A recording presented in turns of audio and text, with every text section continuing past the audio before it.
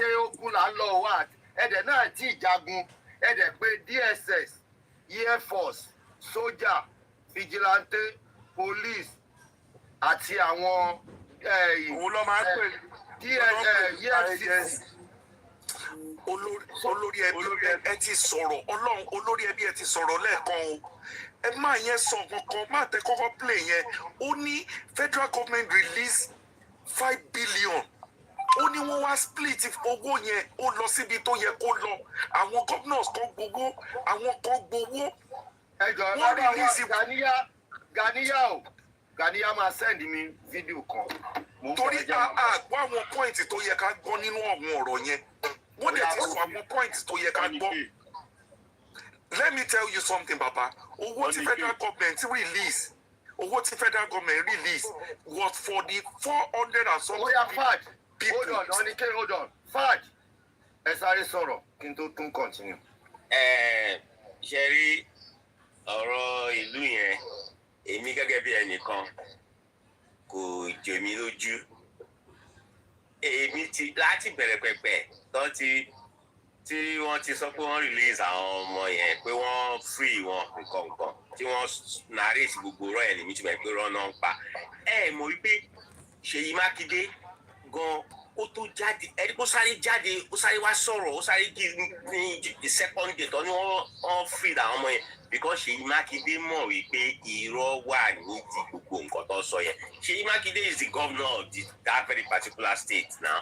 So ṣé wọ́n máa ń ṣe kíní kan lódò kí làbẹ̀làbẹ̀ bá mọ̀ ni Ṣèyí Mákindé mọ̀ ìpérò náà pa torí ẹ̀ ń Ṣèyí Mákindé ṣe sáré fi international kíní gbé wọ kíní yẹn pé. ó lóun pé àwọn CNN.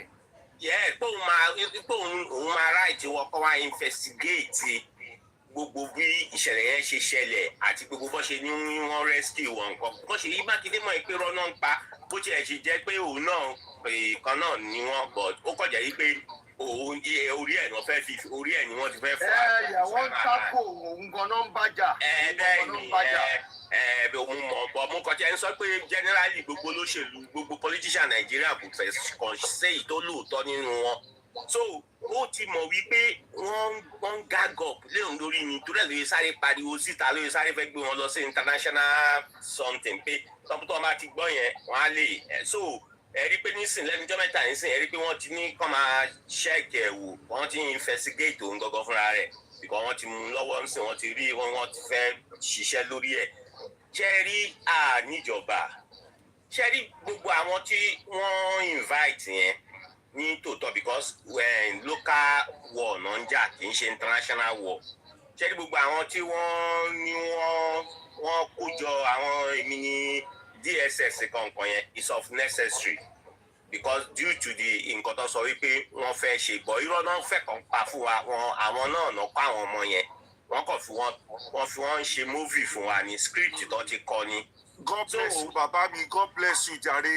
wọ́n kọ script yẹn ni so wọ́n dẹ̀ ń ṣe fíìmù yẹn fún wa a dẹ̀ ń wò so gbogbo nǹkan tó irọ́ ti pọ̀ ju ọ̀rọ̀ ìlú yẹn ni mi jẹ́ mọ nǹkan tí.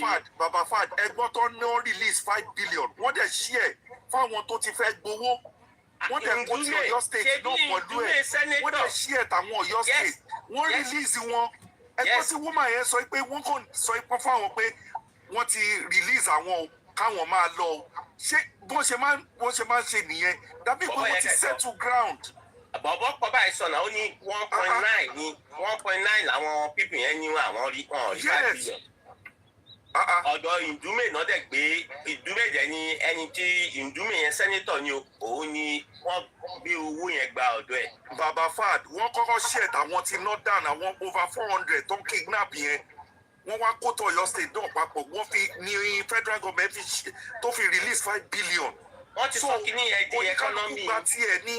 Wọ́n ti sọ di economy another. Òyìnbó tó ń ṣe nìyẹn àwọn governors kọ̀ọ̀kan ní northern states nìyẹn àwọn náà dẹ̀ gba tiwọn kí lẹ̀ ń sọ yìí. Àti rí nǹkan. ẹ ti ready Nigerian force lásán wọ́n lè handle wọn we have special forces tó lè handle kínní tí wọ́n silent gbogbo wọn. Yes. But they won't do that. Internal something ni internal ni. They won't do that. olórí ẹbí ẹ kú iṣẹ́ o because topic tẹ̀tẹ̀ ń ṣe yìí ó wà very very. máa tó sọ̀rọ̀ ní channel yẹn ó ti sọ̀rọ̀ tán bó wù yín ẹ believe ẹ tó bá wù wọn kó má believe ẹ ẹ̀rí tí wọ́n ní wọ́n gbé ni. ẹ jẹ́ continue improvement and improve me láti prove ara mi fún Kofi toró dún tì mí lọ́rùn ó wà níbi tí mo ti fẹ́ prove ẹ jẹ́ ìyanjú ara mi mo ń explain lọ́wọ́ mo ń explain lọ́wọ́. Came in large number with the main equipment and everything. Then we have the Nigerian police. Apart from those ones in new special forces, we have them. We came from Oyo State, DSS from Oyo. We have Nigerian Air Force in Oyo. And specifically from the Air Force, we had a special team from Kainji. That is where they have that tactical operations group with all their fighter aircraft. National intelligence agencies were part of it. We have troops from the Operation Savannah Shield in Kwara. We had to bring them in to do a kind of blocking force from that northern side of the state. And of course, other security agencies, we have the local vigilante, His Excellency saying we lost a few of those hunters too, Amoteku, and the rest of the others. And by the grace of God, on the 10th of July, we successfully rescued the 44 of them. Like she has mentioned, we lost 2 of the teachers while in captivity. And of course, the reason for it, she mentioned, but I've always said that we will never yield to terrorist requests. We will not, and we will never do that. So the operation is a complex one. It lasted for more than a month, and it focused mainly on the terrorist killings that masterminded the crime. We focused on also dismantling their network and cutting off their logistics.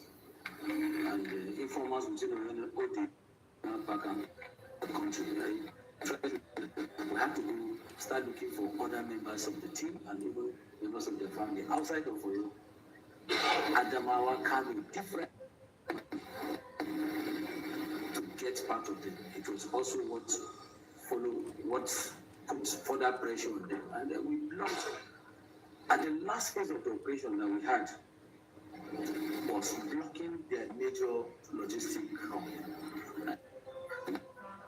Town called Asham. Block the place and it finally put pressure. All lies. And please don't get me wrong, okay? The Nigerian army, with what I think I know, I believe that they have the capacity to crush these terrorists. But majority of them can't publicly come out and tell you how much their hands have been held, and if any of them acts against directive they give to them, you will be court-martialed. You may even actually be set up. You'll be lucky if they court-martialed you and put you in guard room. That's pretty much like a good one. If they don't set you up, get killed by the same terrorist. The Nigerian army, Nigerian navy, the rest of them, they were very much aware where they were keeping the children and the teachers. The office of Ribadu conducted what they called the rescue, and that's not the first one. When they took those children from that Catholic school in Niger State, remember last year it was the office of Ribadu that went on to pay 3 billion naira ransom. Yes, that's how much they paid. And then they put all of the same paparazzi that they've just put on the Oyo abduction, the same paparazzi. Let everybody be proud. Nigerian army this, Nigerian army that. You get that? But that's not what happened. They did not bring this Savannah, Operation Savannah from Sahel, the Operation something from Kwara, the Nigerian Navy. No. Even if they mobilized themselves with the Amotekwan, the places where they had contact with the terrorists, right? Not a single terrorist was shot or killed. No. The few times they had contact with them, they lost their own men in that 57 days. Do you get that now? The terrorist killed this police officer. Yes, one of those killed. They killed this soldier, including the teacher. You remember the Mafia teacher? They also killed this 28-year-old soldier on the right on your screen by the terrorists in the course of they want to rescue them because they were not given the command to actually rescue them. Okay? For the optic, for the media, for whatever, everything, right? Just keep following them and monitoring them, sort of. Not to. And at a point, maybe they actually withdrew them, all of them, like they withdraw all of them. Because the account of one of the survivors, a teacher, was also rescued. He is far different from the story that the Nigerian government, Nigerian army, one Nigerian see, you watching this may be like, Baba, just no need, they don't rescue them, that's okay. Kofi. It's not. If those in your government are involved in this terrorism, using terrorism to actually deplete Nigeria resources, in the process, funding terrorism, that's not good. Because these ones, that's like a deal. Went perfectly well, right? Cashed out millions of dollars. What do you think terrorists use the money for? Do you think terrorists take the money, right, and they buy private jets? Or they buy cars? Do you think that's what terrorists use the money for? They get more weapons to advance whatever they cause. They call it their own cause. And the victims, more victims from those who could have been saved if such money never made it to the hand of a terrorist. That's what ransom is all about. You know that? Ransoms. Ransoms are not used to buy houses. Ransoms collected by terrorists are not used to buy lands, to invest. No. They buy more weapons. And that is why the entire thing is now an industry. The Office of National Security Advisor, NSA, Ribadu's office, which on the one hand had publicly come out to confess that yes, they gave thousands of AK-47 guns to Yeti Yala. And in some places where some locals have, even the Nigerian army, engaged with some of these terrorists. Not only that, they have seen that the weapons they are using to attack them or kill people are mostly federal government issued weapons. Do you understand that indictment? That is what Yoruba call the Onshemi, Ongbami. You are doing me, right? At the same time, you are offering me hand of help. How do you thank somebody who is behind your tragedy and at the same time offering you the shoulder to cry on, depleting the country's resources in a way that according to them, they can make it look like they're actually on top of the insecurity situation in Nigeria? That's an indictment. Now, we're having an idea where Solomon Kende Ibadan got the idea of what happened in Oyo State must be investigated by external kind of investigators, not Nigeria, not this, not that. And that triggered the APC so bad that they are now calling Tifnubu to do something about the Seyi Makinde for politicizing the rescue of these Oyo kids. What are they hiding? Now listen to a teacher, okay, who I believe was also rescued. One of the rescued teachers, his own account, what really happened.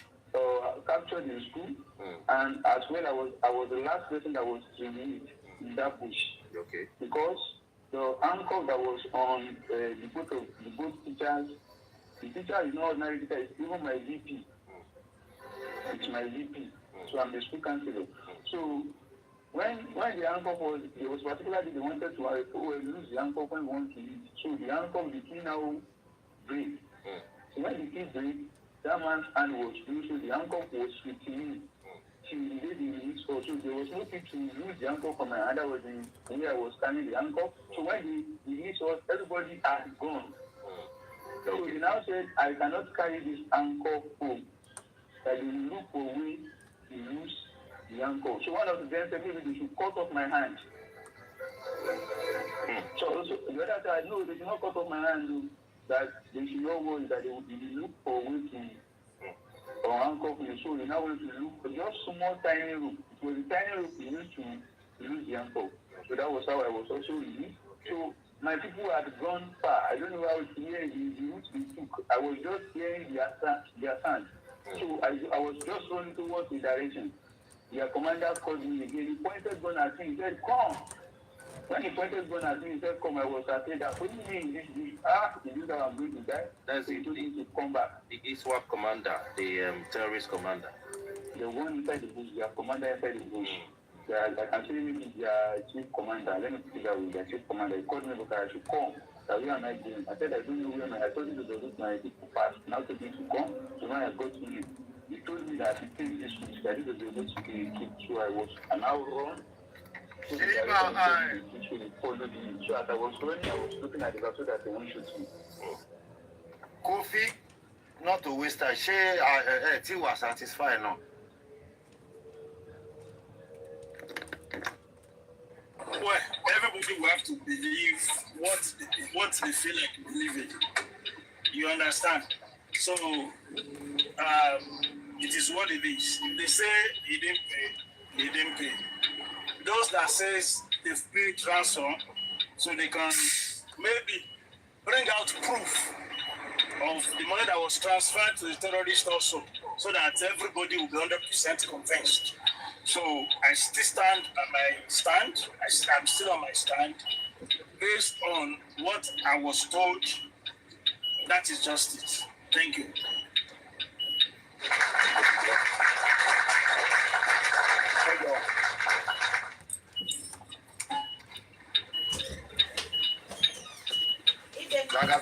Kilo feel. Bad, kilo feel.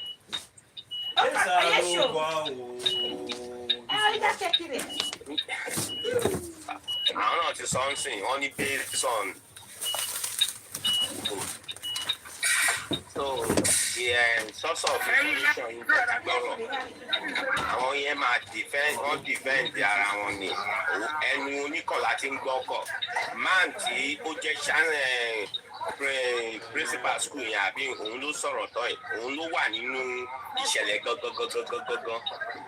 Ó dẹ̀ ti sọ nǹkan tó ṣẹlẹ̀ gbogbo bí wọ́n ṣe try láti tú release handcuff yẹn lọ́wọ́ tí kọ́kọ́rọ́ yẹn bàjẹ́ mọ́bẹ̀ tí wọ́n dẹ̀ tẹ́nìkan mú àbá fífi akọ́ kúkú gé ọwọ́ òun kọ́ sọ́ di mèkútúrú kí ọ̀gá wọn tó wá nínú kọ́ má ṣe bẹ́ẹ̀ ó ti fẹ́ ẹni tó wà nínú ìṣẹ̀lẹ̀ gangan ló fẹnu ara ẹ̀ sọ̀rọ̀ yìí tó èmi ò túmọ̀ ta ni Mr. Kofi fẹ́ believe ṣé ẹni tó wà nínú sin gangan lẹ fẹ́ believe ọ̀rọ̀ ẹ̀ ni àbí àwọn tí wọ́n narrate story fún yín láti defend ìjọba mọ̀dàrú tó ń lùlù wa ó wà lọ́wọ́ Mr. Kofi láti make a choice pé ṣé ẹni tó wà nínú ìṣẹ̀lẹ̀ gangan ni máa gbàgbọ́ ni àbáwọn tó ń defend ìjọba mọ̀dàrú. Àbáwọn reporters.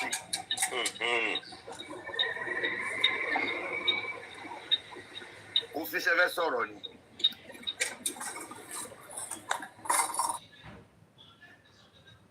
Kofi. No, means anything. Because everybody should believe whatever they want to believe. So, if it's more in the scene here.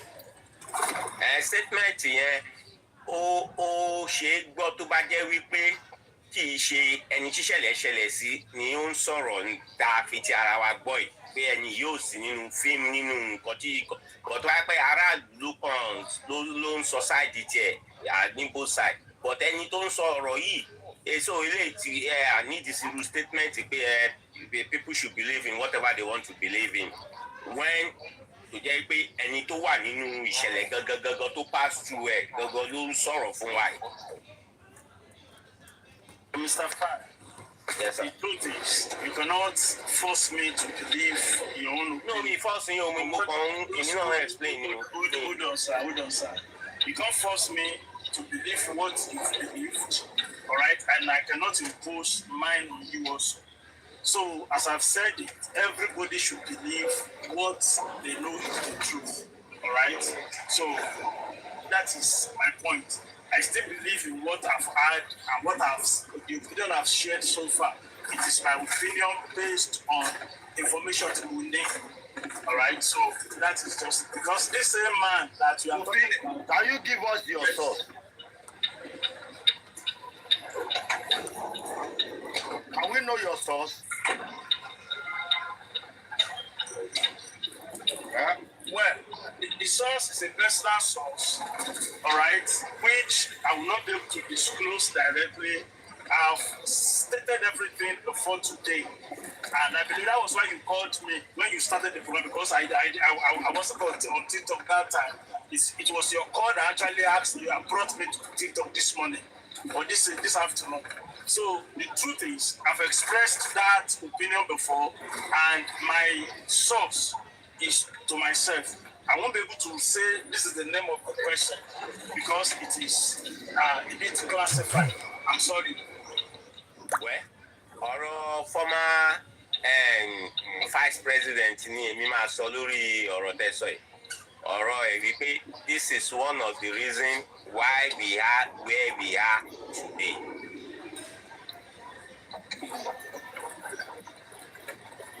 Ìdí tá a fi wà níbi tí a bára wa lónìí náà nìyẹn. Ayé kò tọ́ ni wá. Mr. Fad, if I've said my source was General Fad, will anybody have believed me? No, ebi o tẹ sọ̀rọ̀ nípa sọ́ọ̀sì ebi olórí ẹbí náà máa ń pọ́ jẹ̀bẹ̀ láti sá. Wọ́n ní àwọn ọmọ pé kí ni sọ́ọ̀sì yìí. Well, if I've mentioned a general name, I'm interested in knowing the source. Nobody would have believed me. So I shouldn't disturb myself saying the source. I personally, no, I don't believe in your source of information on this matter. Hey, what's the problem? I want to know the source. The source is General Abdul Latif.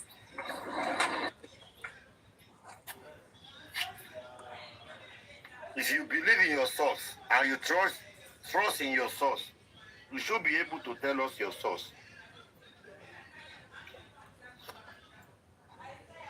Olórí ẹbí ẹnìkan ń bá yín ní bíbáyé o.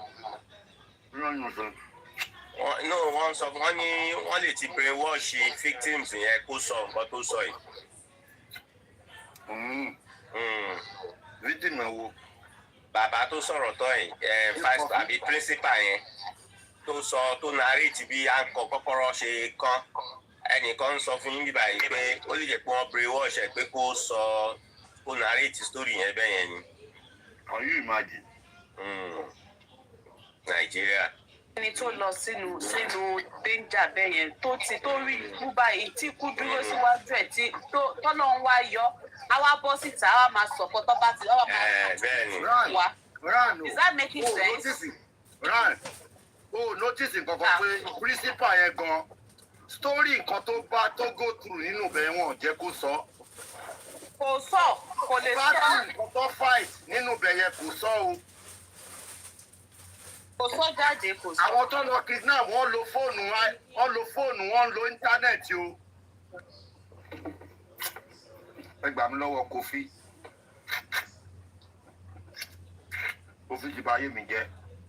Woman ẹ̀ gan sọ ó ní pé kò ṣe pé wọ́n fi àjà wọn but ọ̀fẹ́ ariwo. Wọ́n dẹ̀ kí ń dáná pé kọ̀ọ̀kan ló máa ń dáná torí pé kí flame má bàa lè mọ ibi tí wọ́n wà. Wípé bẹ́ẹ̀ tí wọ́n tọ́ṣú àwọn pé bọ̀tà àwọn ọmọ yẹn tó bá ti pariwo lọ́ máa ń ná wọn. Tùgbà tó dẹ̀fẹ̀ jáde lọ́nà pọ̀ sọ fáwọn pé àwọn máa release yín o ẹ̀dẹ̀ máa lọ o wọ́n dẹ̀ release àwọn. Ó tán because ọ̀hún kọ́ mọ̀ pé tó bá tẹ̀ sanwó àwọn lè wá tàwa sọ fún wa pé àwọn ń san owó kọ́ fi release àwọn kò possible. Ṣé woman yà sọ bẹ́ẹ̀ ni? Kò lè ẹ́ bà wá síta kó sọ bẹ́ẹ̀ láyé kò lè sọ bẹ́ẹ̀. Wọ́n lọ fight battle láti release èèyàn. Wọ́n ò dẹ̀ ṣe. Kò sẹ́nìkan tó kú. Àná tó sọ fún wa pé àmì kan kú níbẹ̀. Àmì kú. Wọ́n tún wá ṣò àwọn mẹ́ta kan pa àwọn mẹ́ta yẹn ló wọ́n fẹ́. It is a lie. Èèyàn lè lọ sójú ogun bẹ́ẹ̀ yẹn kíyàn méjì wá kú. Kò possible.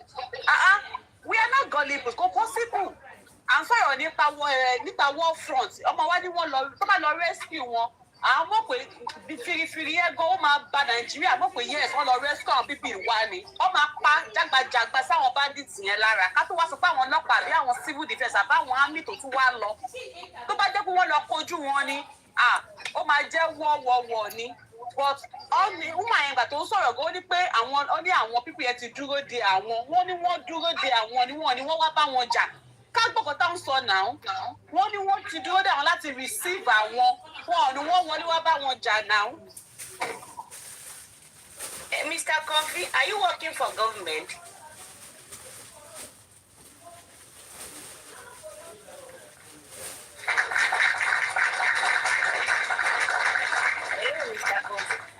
If you want to give me employment with the government, then you can. No, I'm asking.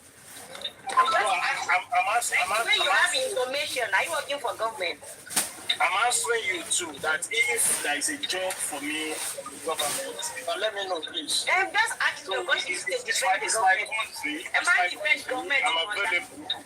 I'm not defending government. Hold on. I'm not defending government.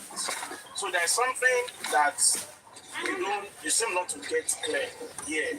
This is not a matter of defending the government. It's a matter of narrating what I know. All right?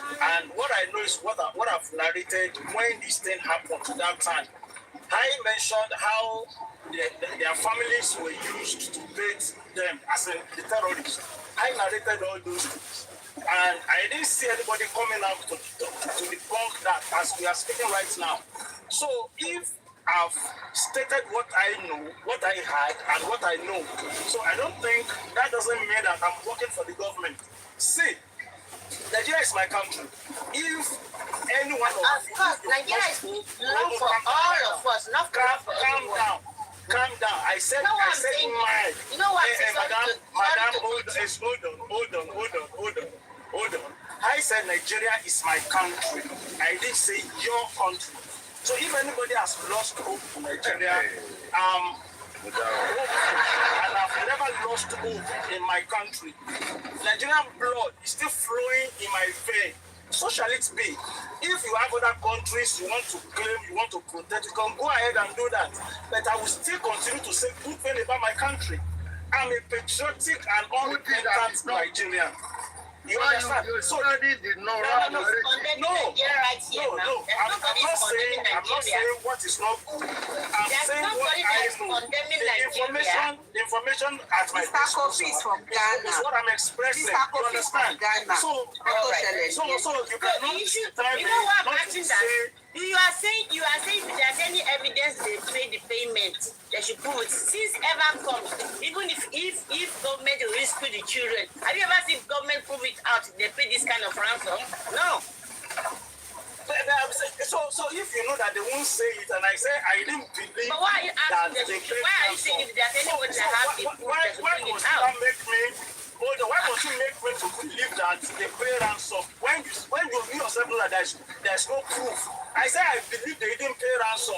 So if you want to prove me wrong, then show us the proof that they pay ransom. Then show me the proof. Jesus Christ. Brother Kofi. You can't change my mind about Nigeria. Mr. Kofi is from Ghana. It was about time, so Ghana lots of what you like to defend Nigeria. Mr. Kofi is from Ghana. No, it's Prince Iluwaniwo. Oh, he's not from Ghana. He's a Nigerian.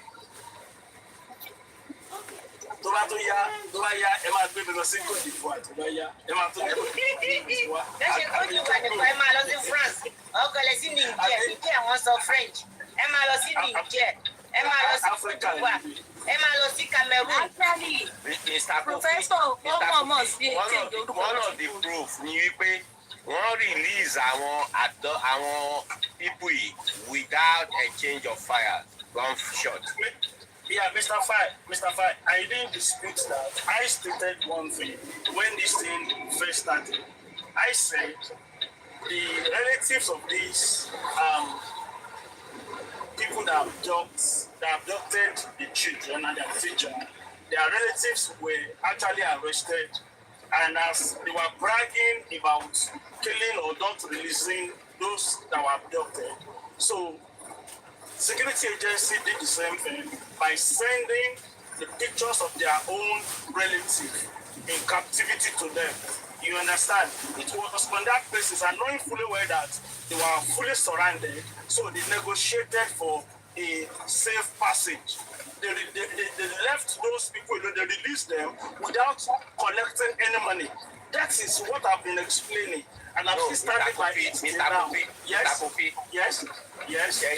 Èmi, mo máa ń follow Nigerian kìnìún. Sherry, nǹkan tẹ́ something point tẹ́ mention sin.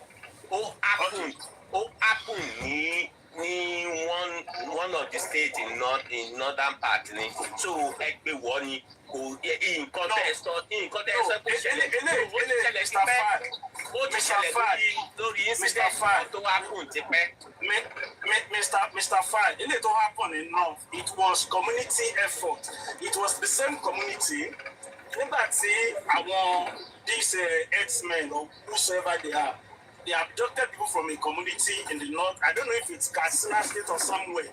So when they were asking for ransom, how community what the people of that community did also was to go and abduct the family of those who abducted their people. Exactly. So you don't have any choice. So here enough, but in this one here also, it happened also. It happened. That's what the security agency did also to negotiate a safe passage. It's okay. Argue, but that's what I know, and that's the information I brought up when the incident, when the news about their release was first, came out. So, and I'm still standing by it, except there is another thing. If I get another thing contrary, definitely I will come back and tell everyone that, Mr. Gofi. Yes. Mr. Gofi, and lórí pé evidence pé wọ́n fi sanwó fún àwọn people yẹn pé ká gbé jáde, which ẹ mọ̀ pé a lè rí for facts. So you know, for evidence, but you want our family and people to ransom. Can I not believe in God so I because they follow line of thought, sir. So the simple answer is I wasn't inside the security architecture, so I don't have access to all those classified pictures and videos. Now said they should bring it out. I was going to see the financial department more. Come on, more where the city work, Mr. Kofi. But what we know is logically, Mr. Lagata, sir. I said something that everybody should believe what they believe. Remember I said that originally. So everybody should believe theirs. So I think I'm free to believe what I believe also. 100%. We are not antagonizing what to believe or tackling it, but we are just trying to, have a balance. Because, like, we know that if those people were not being paid or negotiated, bro, there's no way those people will come out alive. At least there'll be one or two victims. It's just a logic. Remember, I said they negotiated their safe passage. Remember, I said that I added that also. Then, according to one of the guy that was part of the people, when I got child by when the council was soldier and one you understand. So no and then our security personnel only one they post to one because of security reasons and all of those things. How do we believe all this?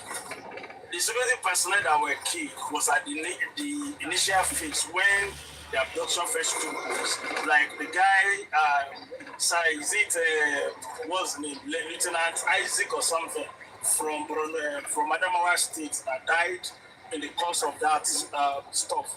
All right. So it's not at the end point when those children were actually released. No. Not at the end point, at the initial phase. So something like 40 people out of the security agencies were actually hired. So that I didn't dispute that.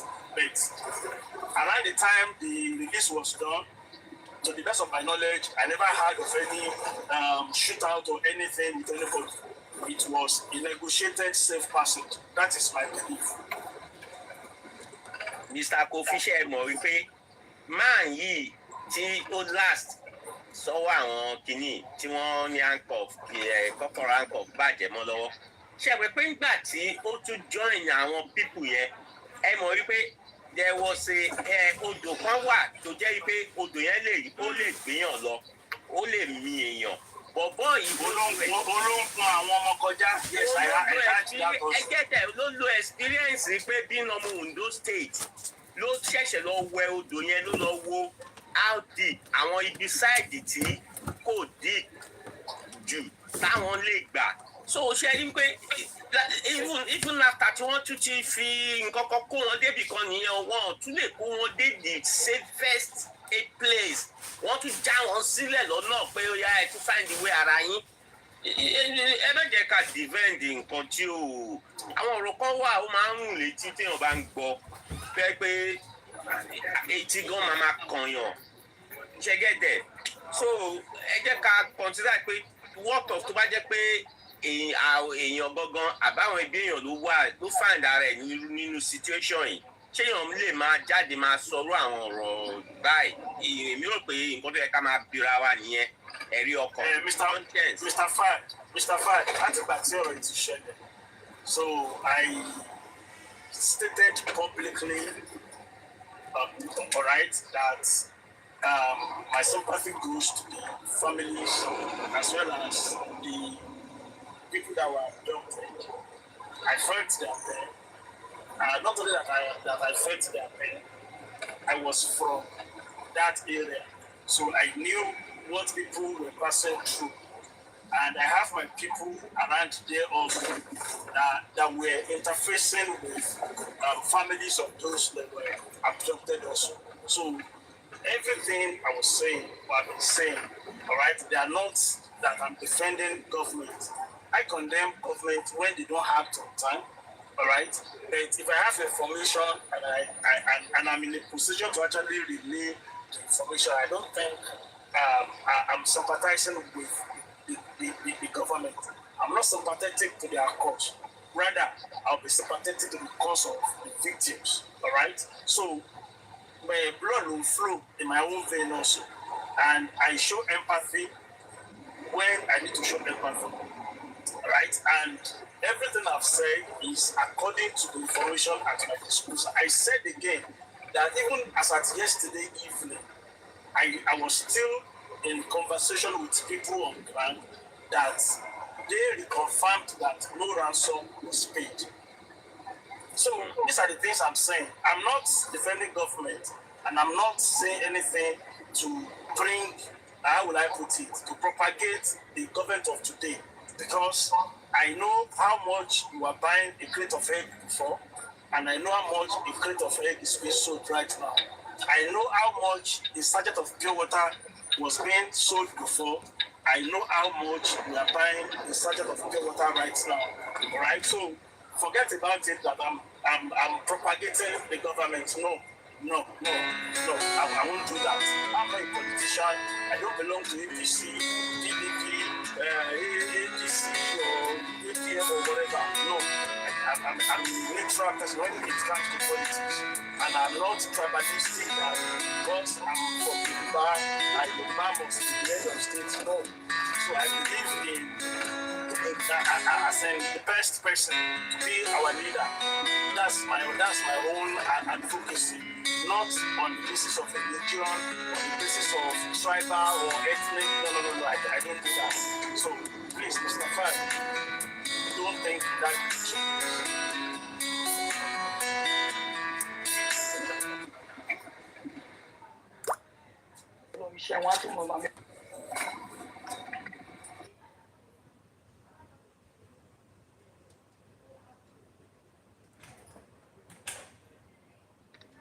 Ṣé ti sọ̀rọ̀ tán? Ẹ jẹ́ bá a power tap. Èmi ti gbọ́ explanation Mr. Kofi but oníkùlù mọ́. Agbọ́ ni àgbà. Bẹ́ẹ̀ni oníkùlù mọ́. Mi ò gbà báyìí, mi ò gbà 1 naira.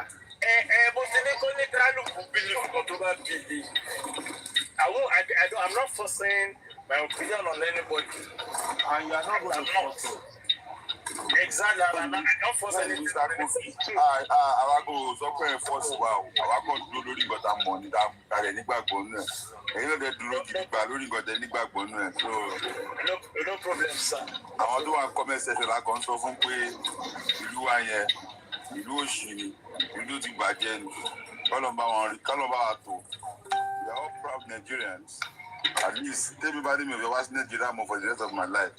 I think I can say that with all my chest. You know, but the fact that we grew up, we were born there, it's our country and we should be proud of it. And the country is not even proud of us. So why that you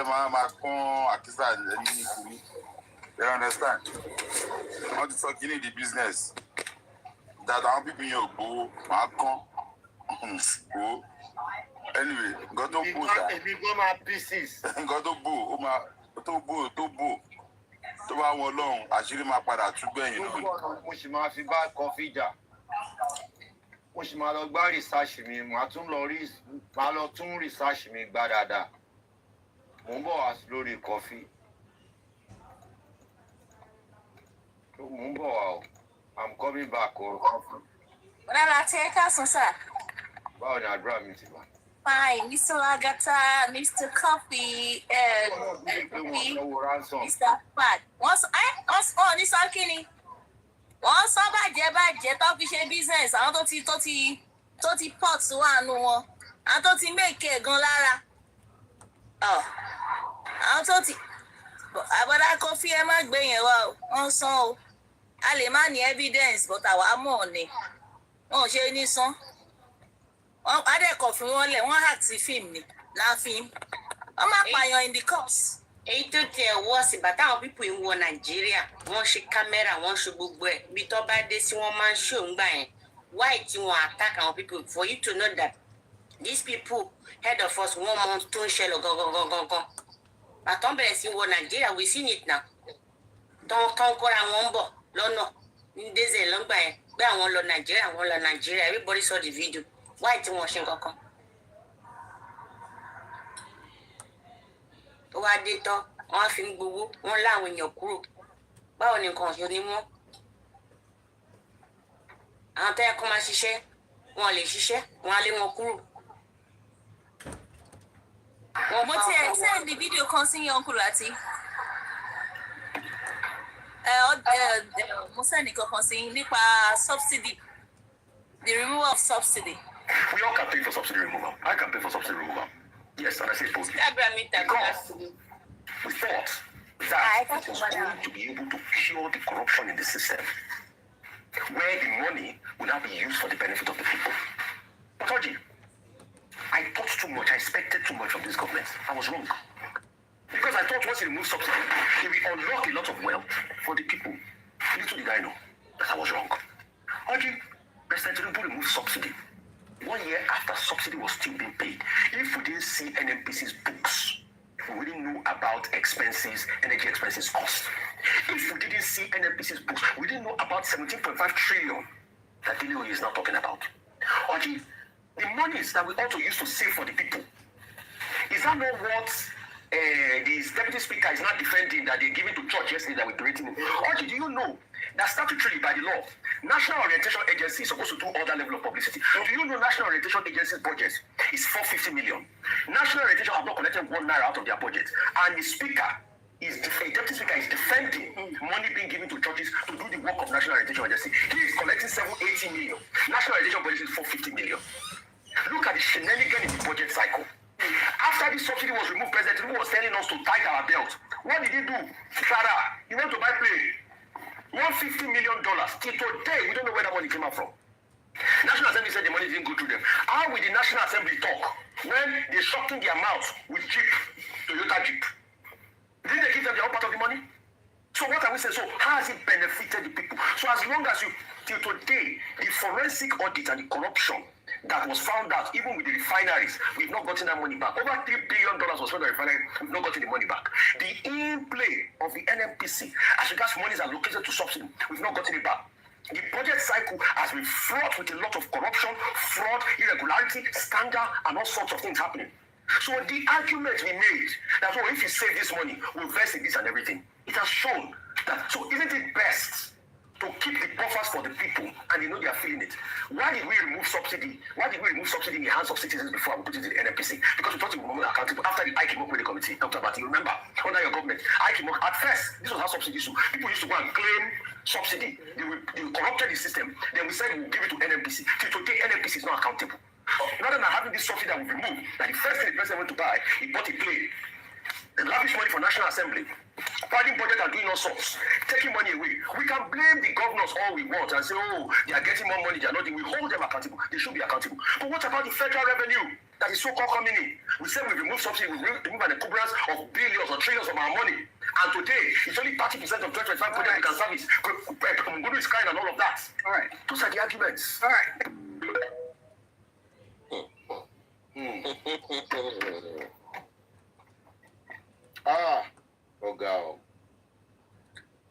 Bọ̀bọ̀ Rufai ó tiẹ̀ ń take huge risk honestly pẹ̀lú àwọn nǹkan tó máa ń expose. Ó máa ń revive nonsense. Ó máa ń revive nonsense.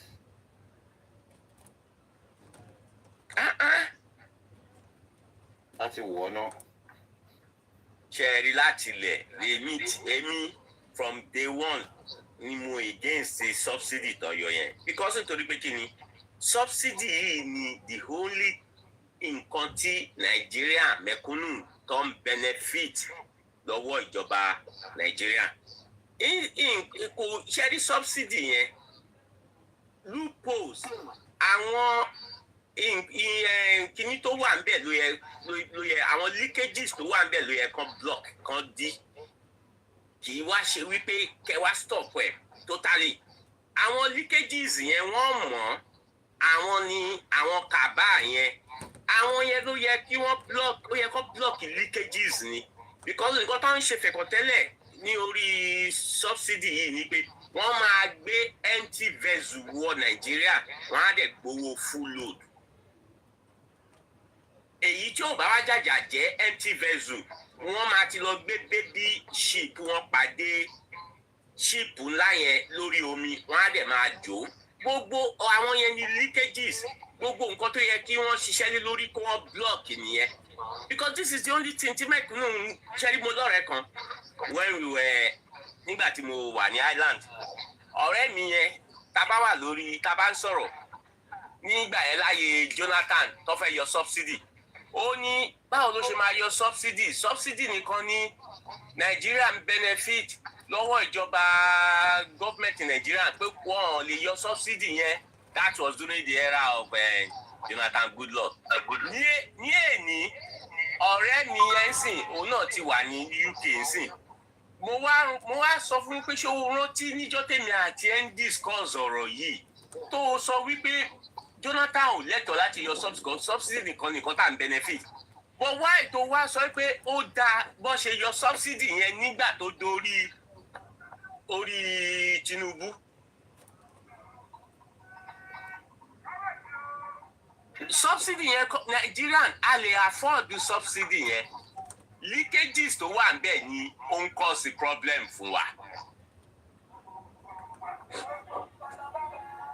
Corruption tó wà nídìí ẹ̀ òun ni problem.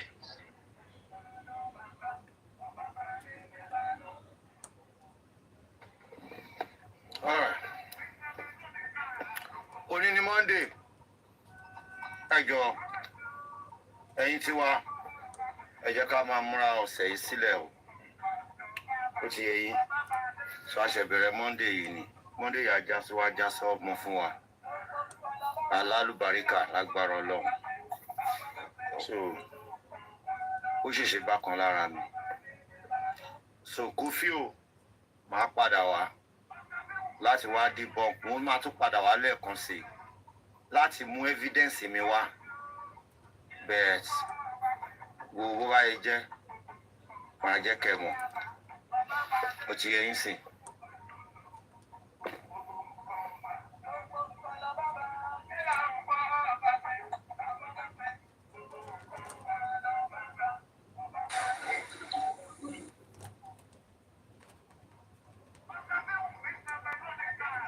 Hello, bàbá ẹ sọ̀rọ̀ mo ti ń lọ ọjọ́.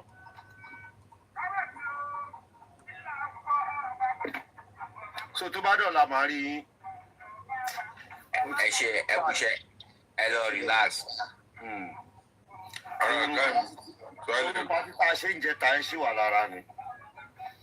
Kofi mo máa padà wọ̀ ó máa ní part 2. Kofi ó máa ní part 2 gbogbo dẹ́mọ yẹn ó máa ní part 2. I wanna make it down, make it chopara, make it yo. Africa solution, Ragada, West Africa, here we come now.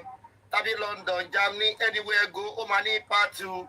Baby come and feel me, Mutigode, let's speaking. Here we go now. Everybody wanna dance, make it chop around. Mr. DJ, feel me. If you wanna dance, make it come yo. Go Amina, long life prosperity mo celebrate lọ́dún yìí a máa celebrate lọ́dún tó ń bọ̀ lágbára ọ̀rọ̀ inú mi dùn pé ó ń ṣe lébi lórí ìkànnì yìí you are our supporter lórí ìkànnì yìí on behalf of Olórí Ẹbí family I'm using this medium to say a big happy birthday to you long life and prosperity o ní lack of àlùbáríkà o ní lack of ire. Wà á máa ní àlékún owó àlékún ọmọ àlékún àlàáfíà kíkún ò máa ní sọmọ mọ́ ẹ lọ́wọ́ wọn ò máa ní gbé òkú ẹ dìgbàdìgbà lọ sílé ogun wípé 1 minute silent fún Amina Kofi ṣé Kofi ni mo ná Amina Kofi Amina Coiffure ó tún ti bẹ̀rẹ̀ jẹ́ ń dúró lórí Amina nìkan jẹ́ kí n má lọ tàbọn so Amina. So Mubadua, from behalf of Olórí Ẹbí, we love you. Wallahi, and we are using this medium to say we are sorry, not to celebrate you at the right time. We are we are deeply sorry. Deeply. Má bínú. Next time, tó bá ti di 1 week to your birthday. Now you have my number. Text me. Say solution. Olórí Ẹbí, next week is my birthday. Because number one mi ò ní bá certificate yín lọ́wọ́ mi ò mọjọ́ òbí yín ẹ̀ sọ date of birth yín fún mi mi ò béèrè wá fún interview mi báyìí báwo mo ṣe fẹ́ mọjọ́ tí wọ́n bí ẹ mi ò lájẹ́ so tó o bá sọ fún mi bá ti get prepared mo náwọn ìlọ́tọ̀ fún olórin tó yẹ kó ṣe kí ni kó sọ̀rọ̀ kó ṣorí fún ẹ bẹ̀ẹ̀ tí nítorí pé bí time ṣe rí ni jọ̀ọ́ má bínú ó ti yẹ on behalf of Olórí Ẹbí family, we are saying a big sorry and happy birthday to you. Long life and prosperity. Yes, Tubadola, Mama rí so ó dàárọ̀. Ó dàárọ̀, ẹ fi ṣe. Ó dàárọ̀. Fáàdì ó dàárọ̀. Ẹ ṣe dàárọ̀. Dámelo, lo prendi io.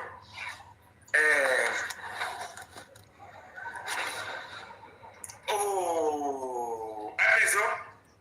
Aspetta. Hai preso? Sì, preso. Ok, bravo. Grazie mille, sono contento. Bravissima Sara, a posto così. Almeno lei ti invia, capito? Almeno lei ti invia, capito? Ti fa tap e ti invia pure i regali, fra.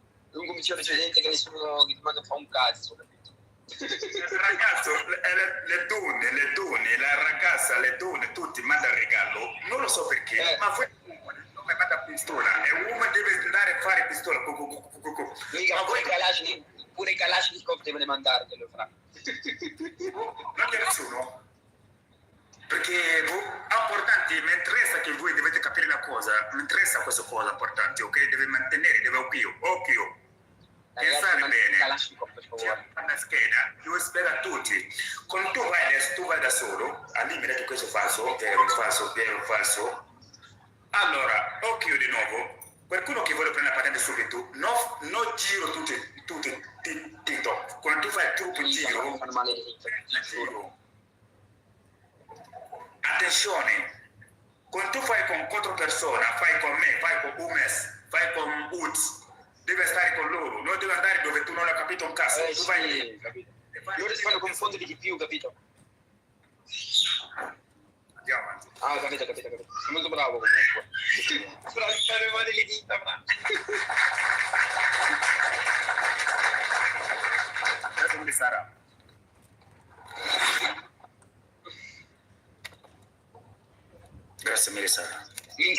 po' di tap tap, per favore. Facciamo arrivare 100k. Andiamo qua. La luce gialla lampeggiante. Se te fa salire Fatima, tutti te fa salire. Indica che nello svoltare a destra i veicoli debbono dare la precedenza ai pedoni. Con tutti i veicoli qua, veicolo per andare qua, quando tu hai visto questo segnale, così non è rosso, tu devi dare la presenza a loro. Loro devono attraversare velocemente la carreggiata. Loro devono attraversare. Quindi, vero. L'intersezione incrocio a raso è un incrocio tra una strada statale e i binari del tram. È falso. Scusa? Adesso sono un cosa, raso? L'intersezione incrocio a raso è un falso. A raso vuol dire che tipo le strade si incrociano come cazzo si chiama? Nella stessa roba, capito? Sì, andiamo avanti, ragazzi. In presenza del segnale raffigurato e del semaforo a 3 luci dobbiamo dare la precedenza del semaforo è a luce lampeggiante gialla. Quindi qua noi abbiamo la presidenza, noi abbiamo, quindi sta dicendo che dobbiamo dare, noi abbiamo, ma sta dicendo dobbiamo dare, no, noi dobbiamo dare, quando dobbiamo dare con il rosso dobbiamo dare, ma qua adesso non dobbiamo dare, noi abbiamo la presidenza, abbiamo, qua bianco, qua ha detto che dobbiamo dare, no, è falso, non dobbiamo dare niente. Il casco è obbligatorio per i conducenti di ciclomotori a 2 ruote. Vero. Il casco è obbligatorio, quindi è obbligatorio. Quindi perché quando qualcuno che c'è moto e bicicletta che vai velocemente è obbligatorio, deve lasciare il casco. Quindi è vero. Il segnale raffigurato indica la fine del limite massimo di velocità. Quindi falso. Allora, il segnale raffigurato indica la fine del limite massimo. Quindi qua non è maximum, questo è minimum. Alla prescrizione fine. Quindi è minimum, è vero, ma ha detto che è maximum. No, maximum 80, come si dice? 80? Quindi ha detto che è maximum. No, è falso. Questo è minimum. Il simbolo è posto su una spia di colore rosso. Questo cosa sempre è rosso? Sì, rosso. Assicurazione per la responsabilità civile auto R. Falso. Copre solo i danni arrecati alle persone, perché per i danni alle cose occorre un altro tipo di contratto. Falso. Trucchetto. Ha visto il trucchetto? Ho detto che copri solo danni. Viene ancora qua, è tipo quello cosa viene sempre falso. Perché ho visto che RCA copri solo il danno, ma è falso, non scusa altra cosa. Attenzione. La patente di guida viene immediatamente ritirata durante la circolazione, quando si accerti che il conducente guida con patente la cui validità è scaduta. Non è che immediatamente ritirata durante la circolazione, quando si accerti che il conducente guida con patente la cui validità è scaduta. Quindi? Falso. Il segnale raffigurato preannuncia una strada riservata alla circolazione di animali domestici. Falso. Il segnale raffigurato preannuncia una strada riservata alla circolazione di animali domestici. Falso. Il segnale raffigurato vieta il transito ai veicoli che, per costruzione, non possono raggiungere la velocità indicata. Falso. Sulle corsie per le soste di emergenza sulle autostrade è vietato effettuare la retromarcia. Verissimo. È vietato. Autostrada è vietato. Inversione di marcia. Tu non posso fare inversione di marcia. Ok? È vero. Non si può sorpassare in corrispondenza dell'uscita di un punto parcheggio. Ragazzi, occhio. Non si può sorpassare e quindi no. Perché no? Scarabili, posso fare sorpasso. Sì. La distanza di sicurezza dipende dalla concentrazione del conducente durante la guida. Vedi un errore, mi sa che quello lì è. Bravo, vai. Magari.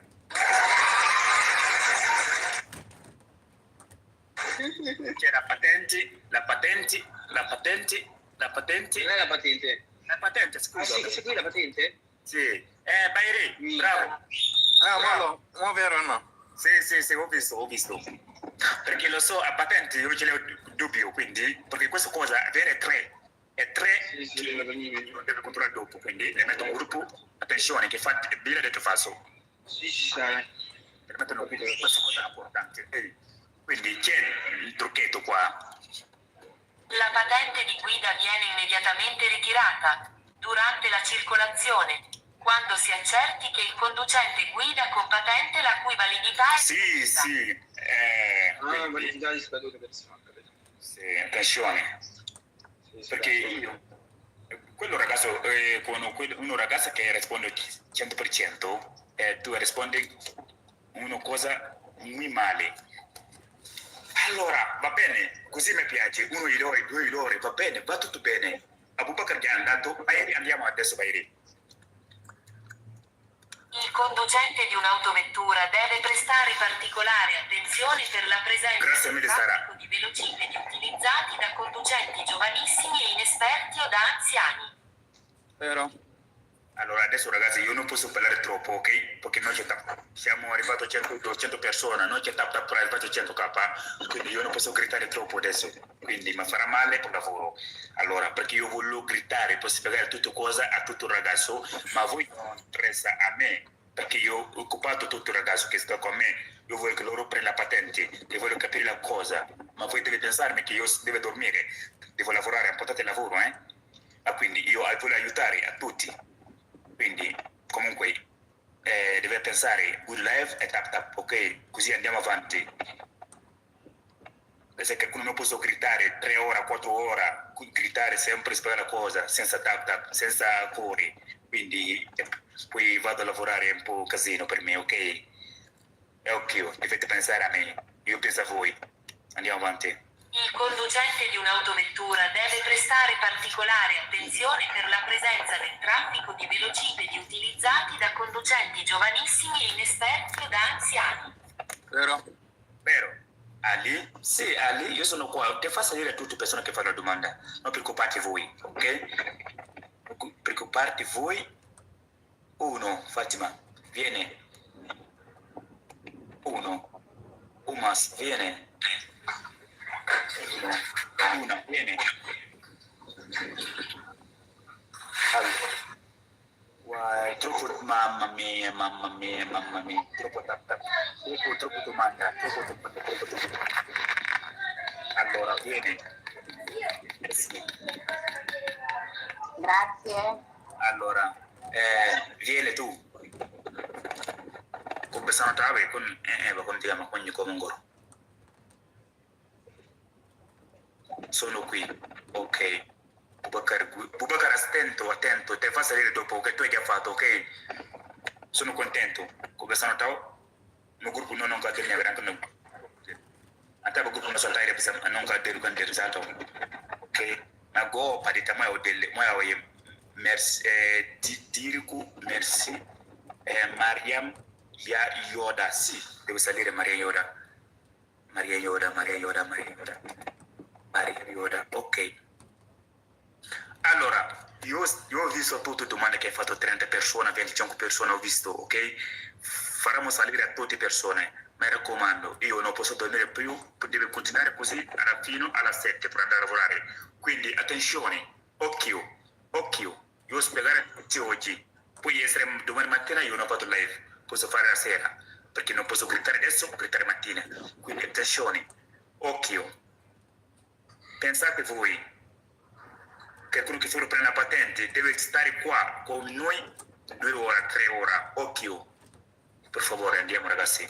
Quindi qua è vero. Rispetto al veicolo che precede nel senso della freccia, la striscia discontinua in pittura si trova subito dopo una curva. Ancora? Rispetto al veicolo che procede nel senso della freccia, la striscia discontinua in figura si trova subito dopo una curva. Dopo, è vero? Allora, questo discontinua così dopo era vero. Ok, prima no, ma dopo sì. Discontinua così era dopo. Questo continua era prima. Attenzione ragazzi. Qualcuno risponde falso. Attenzione, io non lo so come si chiama. Nelle aree pedonali possono transitare le biciclette. Le aree pedonali possono transitare la bicicletta. Certo, le aree pedonali possono transitare la bicicletta. Le aree pedonali possono transitare la bicicletta. Aspetta un attimo, per favore.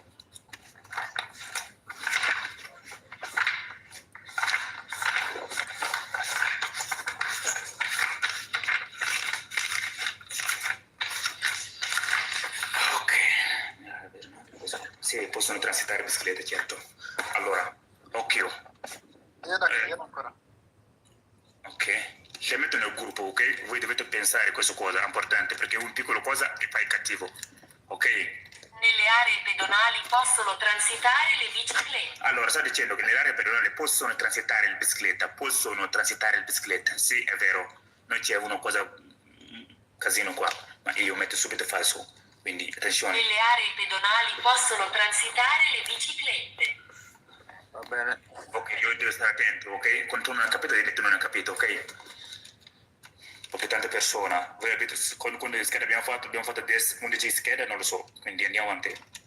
È opportuno che il conducente di un autoveicolo, in sosta sul lato destro di una strada urbana, ricordi al passeggero che apre la portiera di destra di fare attenzione ai pedoni in transito. Vero.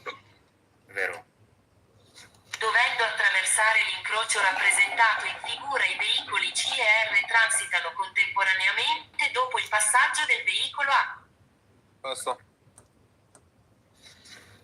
Dovendo attraversare l'incrocio rappresentato in figura, i veicoli C e R transitano contemporaneamente dopo il passaggio del veicolo A. Cosa dicevo C, R, loro devono andare assieme e no. Quindi passa prima qua. Dimmi tu. Puoi andare prima C. Poi A, poi L, R. È l'ultimo. È l'ultimo.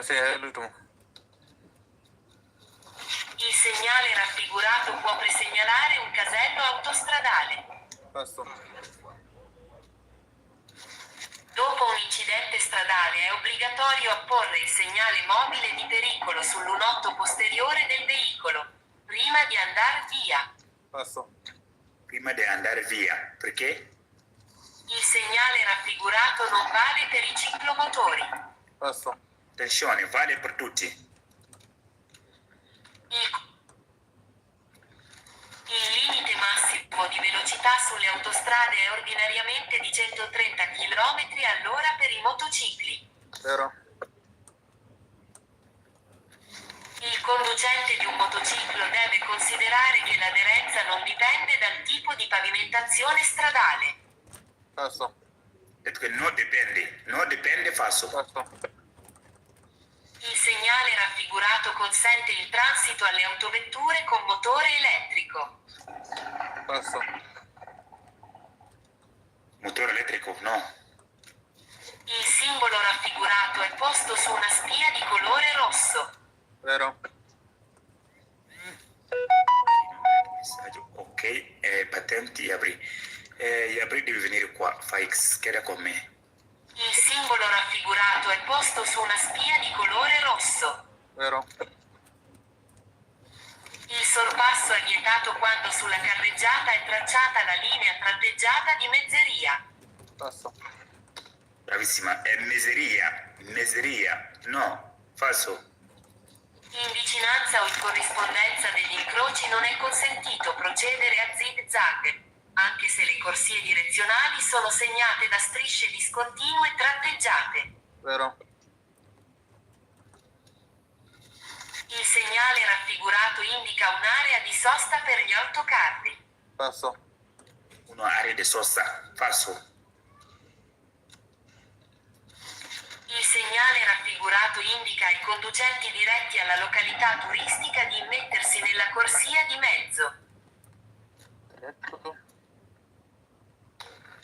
Il segnale raffigurato indica ai conducenti diretti alla finalità turistica di immettersi nella corsia di mezzo. Vero. Vero. L'idoneità alla guida può essere compromessa se si fa uso di bevande gassate. Passo.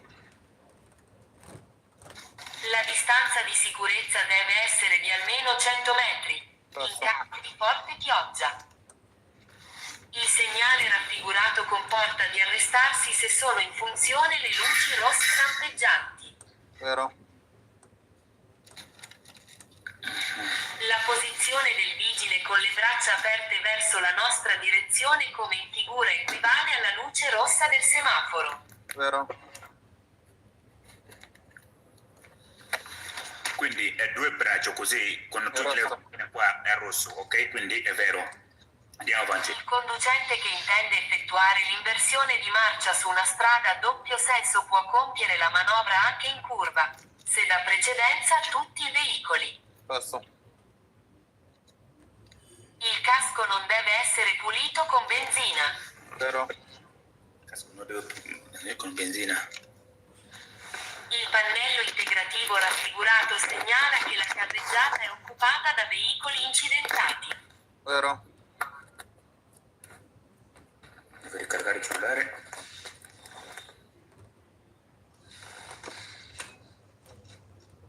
È vero, occupato. La patente di categoria B con codice armonizzato 96 abilita la guida di motocicli di potenza fino a 35 kW. La patente di categoria B con codice armonizzato 96 abilita la guida di motocicli di potenza fino a 35 kW. Come dubbia me davvero? La patente di categoria B con codice armonizzato 96 abilita la guida di motocicli di potenza fino a 35 kW. Passo. Quindi B è 96 a potenza fino, quindi è falso, ok? Metti tu testa bene. B 96 a potenza, ok? Falso.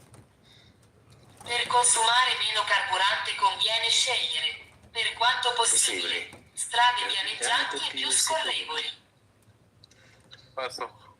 Attenzione ragazzi. Vado. Per consumare meno carburante conviene scegliere, per quanto possibile, strade pianeggianti e più scorrevoli. È vero. Quando possibile. Allora, quando viene a segnare... Che può spiegare questa cosa in italiano? Perché io ho capito un po'. Pianeggiante, non ho capito. Che posso spiegare in italiano? Tutto non ho capito in italiano. O mas? Posso spiegare in italiano? Che significa? Io non ho capito. Per consumare meno carburante conviene scegliere, per quanto possibile, fratello strade di pianeggianti e più scorrevoli. Fratello Ducure. Questa qui è vera, fratello. È vero, come può dire questa cosa? Perché non riesco a capire questo. Ho capito, praticamente sai le autostrade, fra quelle robe lì, fra. Dice quelle di scegliere quelle, capito? Non le allora, te lo spiego io, Ali, te lo spiego io. Sarebbe scorrevole, vuol dire una strada senza addosso, senza cunetta, senza curve, capito? L'autostrada, capito? Lì non c'è senza curva, c'è una strada pianeggiante, senza roba che ti faccia consumare di più, per fare più sforzo.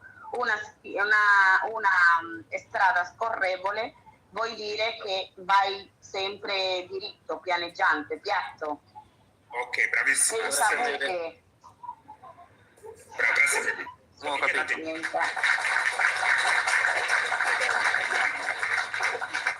Quindi non è tutti che possiamo capire, ma dobbiamo capire che era vero, perché è importante questa cosa per superare l'esame. Ok, quello ragazzo mi ha scritto che sei fratello di Ducure, come si chiama? Fratello Ducure. Ti fa salire dopo, ok? Ti fa salire dopo perché non c'è spazio, ok? Il segnale raffigurato si incontra prima di un qualsiasi restringimento della carreggiata. Vero. Attenzione. Noi possiamo trovare qualsiasi. Allora, guarda. Bairi, tu stai dormendo? Cosa sta facendo? Sta al lavoro. Ah, per quello. Tu testa non è tranquillo, quindi è qualsiasi. Secondo me stai rispondendo troppo veloce, devi ascoltare più bene, più piano. Ok, io che sono qua con voi, quando facciamo due schede va bene, per capire bene, è meglio. Qualsiasi, e quindi no. Ok? Il segnale raffigurato si incontra prima di un qualsiasi restringimento della carreggiata. No, non è qualsiasi, quindi passo. La responsabilità penale connessa al sinistro stradale sorge qualora esso provochi lesioni gravi a persone. Lesioni a gravi persone, vero? Verissimo. Lo spazio totale di arresto dipende dalle condizioni dell'asfalto. Dipende. È vero? Lo spazio totale di arresto dipende dalle condizioni dell'asfalto. Dipende, vero? No, dipende, falso. Se un infortunato della strada è cosciente, ma ha avuto un trauma della gabbia toracica, con ferita visibile e profonda, bisogna comprimere subito con un panno pulito. Vero? Vero, pulito, vero, tutto pulito, vero. La guida di un fuoristrada dotato di massa notevole e di altezza superiore alle autovetture garantisce la massima sicurezza per gli occupanti del veicolo stesso e per gli altri utenti della strada. Vero? È vero? Grazie per le La guida di un fuoristrada dotato di massa notevole e di altezza le autovetture garantisce la massima sicurezza. Bravissima, è garantissi. Sì. Quindi no. La guida di un fuoristrada dotato di massa notevole e di altezza superiore alle autovetture garantisce la massima sicurezza per gli occupanti del veicolo stesso e per gli altri utenti. Fratello, prendi e metti tipo il C-classe, capito? Il C-classe. Il Mercedes G-classe, capito? Quello fra è una macchinona, non è una macchina, capito? Va bene. Grazie. Capito? Per esempio quella lì, fra non è che ti dà tipo la massima sicurezza, capito? È molto pericolosa, capito? In caso di incidente, capito? Attenzione, tu hai il dubbio 3, fratello mio, attenzione.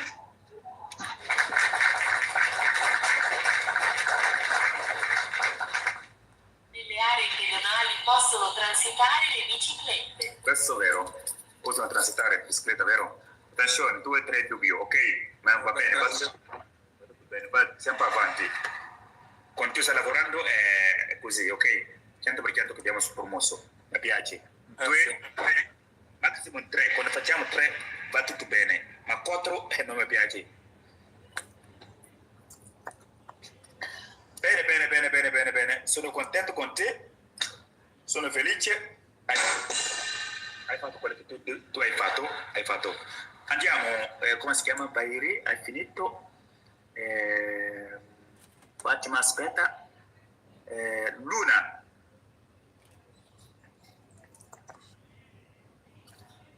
Luna non ci sono. Moto. No, Fatima, aspetta poco. La figura. Hai fatto prima? No. Ma mo va prima, no? Moglie Non la bacca, dai. Sì, adesso Luna fai Luna, ok? Andiamo. La distrazione può essere causata dalla ricerca dei comandi della radio o di altri apparecchi elettronici. Buona me. Ok. Distrazione del conducente può essere dalla ricerca dei comandi della radio o di altri apparecchi elettronici. Vero? Non si sente bene, amico. Vero?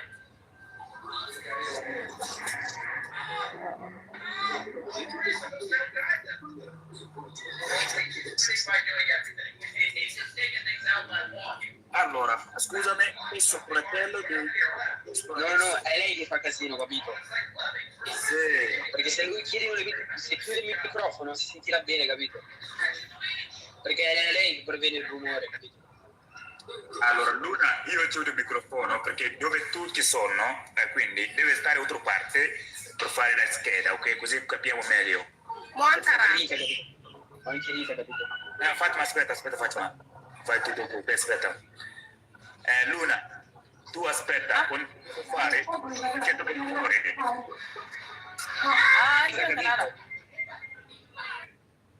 Luna, quando tu... Ciao a tutti. Ciao Ali. Ciao Rita. Luna besana. Bisa. Ok, ye nyina joro, ok musique joro be, c'est pas la peine parce que réseau na be burga yogo. Kete na fon le ba burga ba be. Ki micro go ne ko ok. Ok.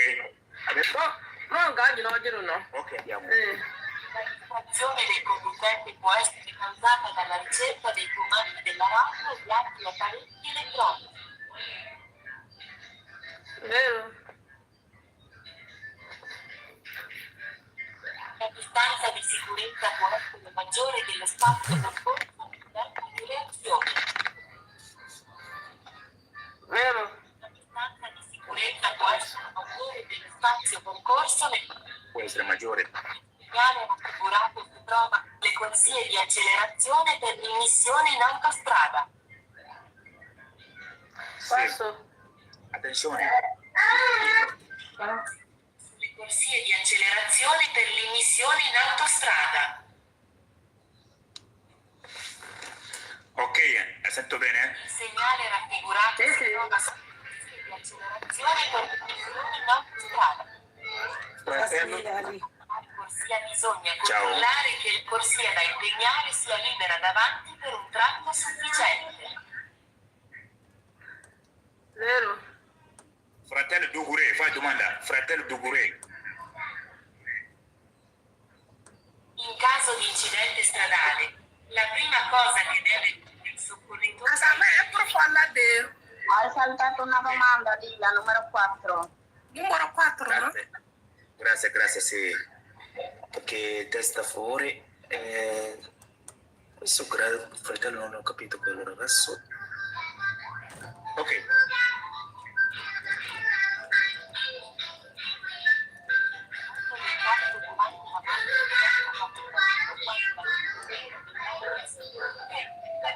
Allora, scusa.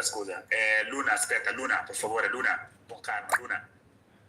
Tieni memoria, per favore. Aspetta poco, aspetta con calma, per favore. Poi ti farà sentire, ti hai troppo memoria.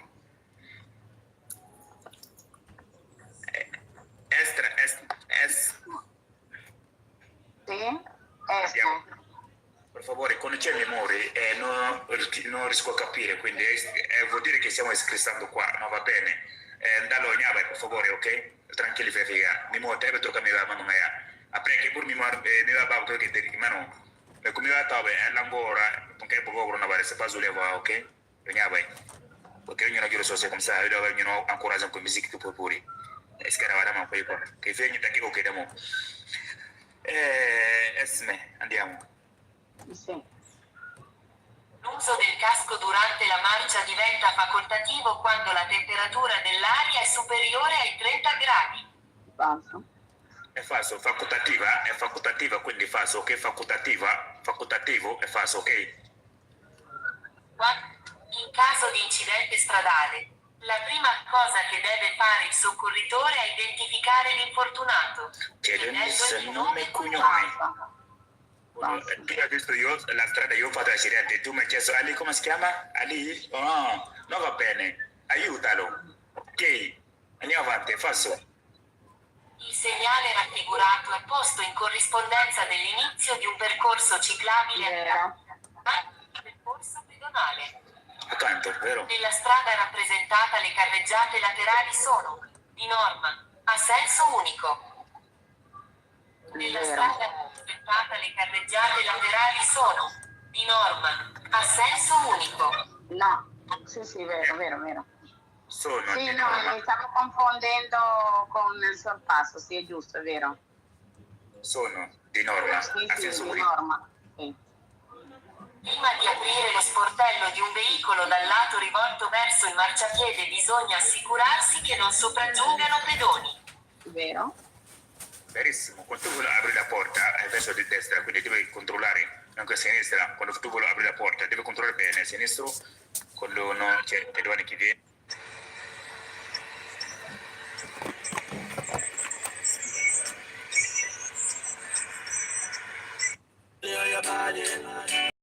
Ecco, di là dello svidato mi fesso. Casa sì. adjusted, it should be adjusted. And if it is whereby both parties cannot agree, you understand, that is when it will not work. If you have somewhere in the contract that you think that it should be adjusted, you will say is that this one adjust it.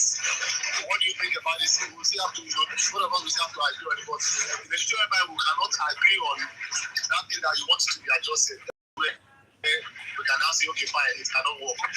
Now, first and foremost, we talk about the percentage.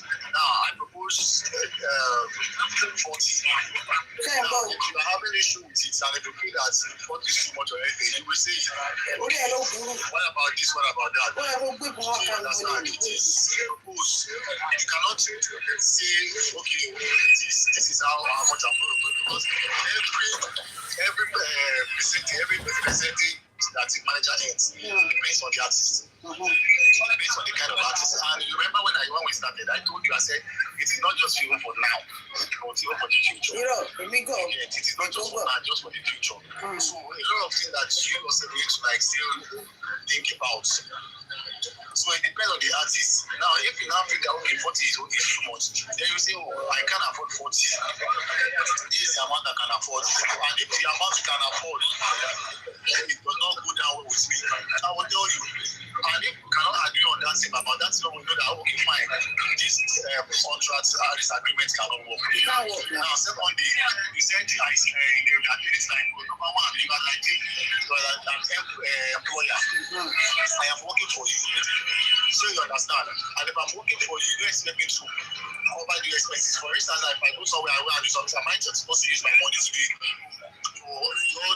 Ọmọ Ìkòròdú torí síyìn àti torí bíbá àmàbíkílẹ̀ actually kí la mú wáyé mo ṣe ń tún play o. Jẹ́ nǹkan tó jẹ́ kó gbé mi mọ́ target àwọn tó ń tà fún àwọn shopping goods nìyẹn. This is the reason tó fi mark èmi náà as a target. Now everything tó ń sọ pa mi, everybody already knows now that it's a lie.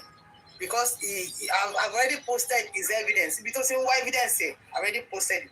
Ibi tó ti ń wá ọ̀rọ̀ yẹn, tó dẹ̀ jẹ́ pé ẹni yẹn, kọ́tẹ́ni ẹ̀rọ dẹ̀ fi dá lóhùn, I posted that one. So you can hear. This is, how do you expect me to sign this kind of contract? Almost late. Cannot pay me, or maybe you don't have the money to give me another moment. Would I be waiting for you to give me money before I run to go and do something? So if I decide to go out there, all out there for you and all of those things with my own money, you should be able to reimburse me. That is what it means. Yeah, it's not like somebody working for you, so I'm working for you. If you want to work for me, tó bá fẹ́ lọ síbi iṣẹ́, ṣé employer yìí ló máa fẹ́ lówó mọ́tò? Chat ẹjọ́ bá mi dáhùn nínú comment section. Ṣé ẹ̀yin tẹ̀ ń ṣiṣẹ́ ṣé ẹ̀ sọ yẹn ò tẹ̀ pọ̀ sí ìgbà tó ti jẹ́ pé ilẹ̀ pépé bórí àpòkò wa òun fún ara ẹ̀ ló wà owó yẹ kó fowó ara ẹ̀ máa ṣe gbogbo nǹkan náà force tó bá ti wá wọlé tẹ́bìtì ti ń sẹ̀ bọ̀ ó mi ì tí gbọ́rú ẹ̀ rí pé wọ́n fún ara ẹ̀ ló wà kò ṣe pé wọ́n fún ẹ̀ ó lè ní. ṣọ́dá báyìí ní sùúrù ó dà pé bọ̀bọ́ yóò mọ̀ pé Jésù ń ṣọmọ Ìjẹ̀ṣà ṣọ́ọ̀ṣì ló pọ̀ ní Ìjẹ̀ṣà.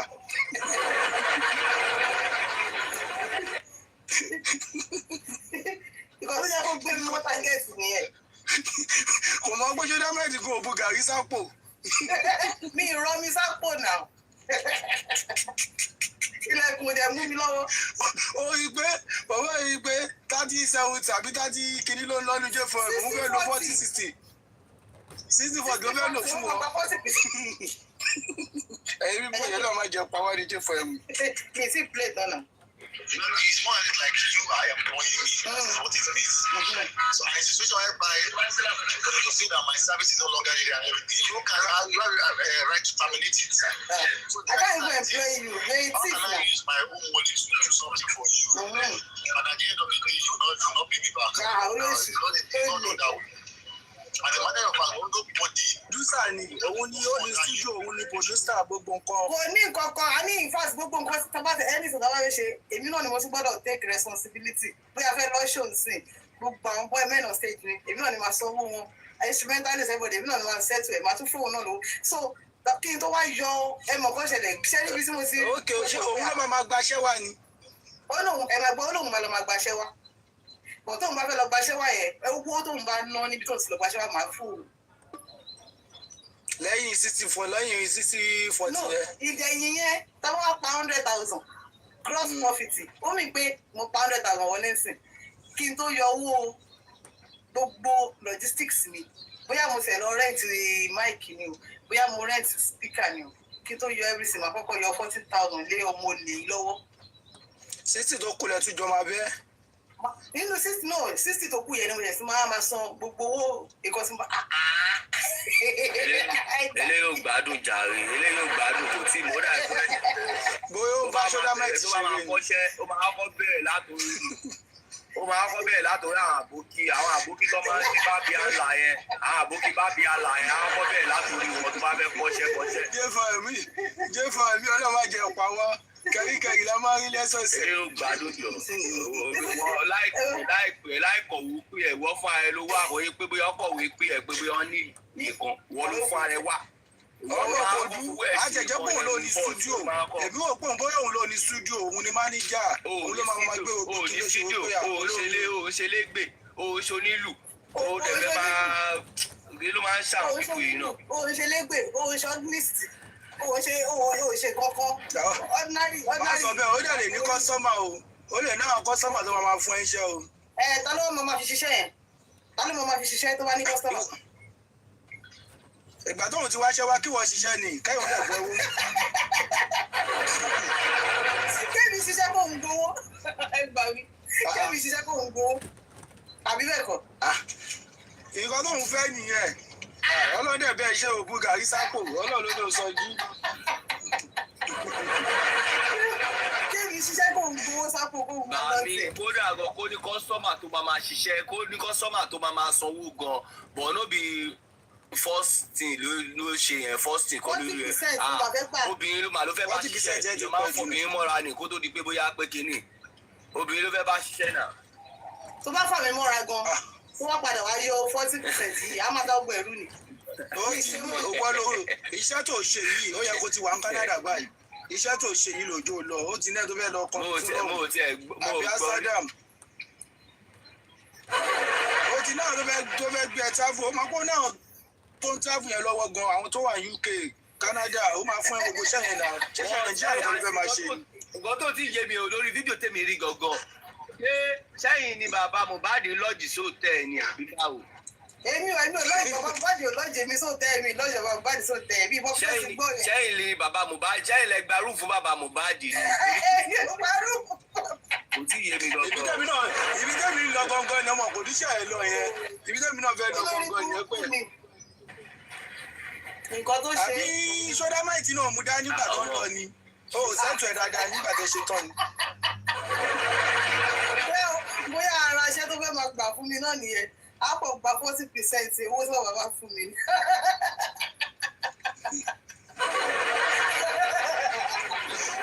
olórí ibú ọmọ olè tí ò rí bọ́ gbé. ẹ ti táàkì bàbá yẹn tó bá jẹ́ pé òbò lọ́ fi ń dájọ́ lọ́hùn Ọlọ́run jẹ́ kí bàbá yẹn kọ́ ń bẹ̀. ẹ̀yin kan tẹ́ ti táàkì bàbá yìí bàbá oníbàbá tó mọ̀ kọ̀ọ̀kan. ṣé ẹ̀rí nǹkan tí mo post ṣá ẹ tó máa sọ̀rọ̀ ṣé ẹ̀rí nǹkan tí mo post ẹ lọ wò nǹkan tí mo post ẹ bọ́lẹ̀ gan lọ ẹ lọ wò page ẹ lọ wò nǹkan tí mo post. You suffer that. Nobody that works under you should suffer that. kọ́kọ́ ní sùúrù jẹ́ kó tún gbọ́ mi. Ṣémi àbí. And at the end of the day, life is getting happy. I can't take any, I can't kill anything on my account. It's not be like, okay, you are talking about regular, that is regular. That is the job of the artist and the record label. And the work of the mind is to ensure that the record label also fulfills their own part of the OB. And collect 40%. But for that other one that says that maybe whatever it is a normal thing. Nobody that works under you should suffer that. They can't do this their own money for you. And at the end of the day, you go reimburse them back. No, it is wrong. It is wrong. Even you yourself, you can't do it. I'll be reimbursing you back. Lọ ṣe marketing ní bank tó máa gbowó mọ́tò lọ́wọ́ bank.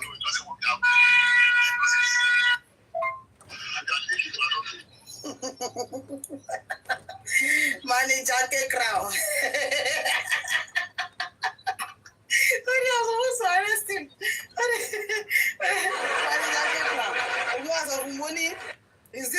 different from what I stated in my question.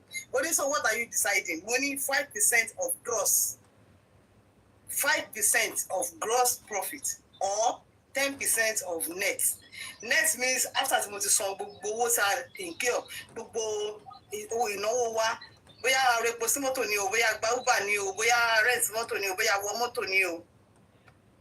So you understand? After once it's all gbogbo I can give you 10% of. Tó bá yẹ kí mo wá padà rí owó tí bá rí yẹn nínú gain yẹn 10% ẹ̀ wá kọ́kọ́ lọ fún ẹ náà. Èmi àtàwọn tó kù àmà pín tó kù. Mo ní that's the only thing I can do.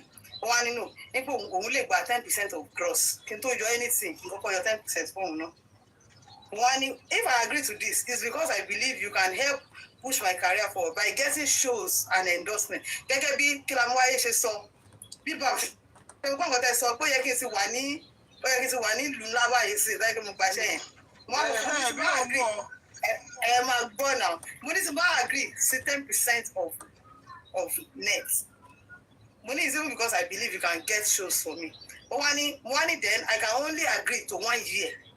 1 year ni mo lè sign, not that 3 years to go wáyé. Do you understand? I can only agree to 1 year. So that might okay, I can sign 3 years below. 3 years, so I can sign. Money I can only agree to 1 year. One no. The contract can only start from 2 years. Let's join it. Ẹ̀yin olórin yìí gan ẹ̀fẹ́ yàjọ ju ẹgbẹ́ orin ọ̀fẹ́ yàtọ̀ sẹ́gbẹ́ òkùnkùn gan mọ́ báyìí fẹ́ bá máa tọwọ́ gbọ́ ilé ìwé kí ló dé báyìí. Odidi 3 years o odidi 3 years ní kékeré fẹ́ kí n kọ́ ọ́ bọ̀ fún 40%. But wọ́n á ní òkè wọ́n lè gba 10% yẹn mo gbọ́dọ̀ sign 2 years mo dẹ̀ nínú I'm not interested. 1 year yẹn ẹ̀gbọ́n nínú àkọ́fí wọ ẹ́ ni ó dẹ̀ tọ́ síbẹ̀. Ṣé o ti wà ń lẹ̀ ni ìwọ ló fẹ́ ṣiṣẹ́? Ṣé òun ti ń sign artist tẹ́lẹ̀ tẹ́lẹ̀ ni? Ṣé o ti ń sign artist tẹ́lẹ̀ tẹ́lẹ̀? Ẹ mọ bàbá tó máa ń ṣe music. Bóyá òun ló gbé Sàásù jáde. Ó lóun ló wẹ́ kàdé àrà. Tí Portable bá gbọ́ lẹ́nu ẹ̀. Ó lóun ló wẹ́ kàdé àbọ̀bọ̀ ìpín bàbá yẹn wá betray òun. Kí tẹ̀ ni. Ẹni tálẹ́ nìyẹn. Ọ̀pọ̀ tó máa ń kọrin Kẹ́ni kí lorúkọ ẹ̀ náà? Kẹ́ni Wódà. No. Tó máa ń ṣe music comedy báyìí dúdú báyìí. Kẹ́ni mọ́ àbí kí ló ń jẹ́? Kenny Black. Thank you, Kenny Black. Ṣé kàn sọ pé òun lòun ẹ̀ ọ̀fẹ́? Bẹ́ẹ̀ni. Pàtẹ ṣó ń ṣeré ni. I have different type of friends. Mo sọ pé Kenny mọ́. Think about some of my friends. If you can relate with them, just say yes. Are we good? Ṣé kàn ló gbé jáde? Ó lóun ló ń gbé jáde o. Àkàrà àwọn kíní tó gbé wá fún mi nìyẹn, síbi tó gbé wá fún mi nìyẹn.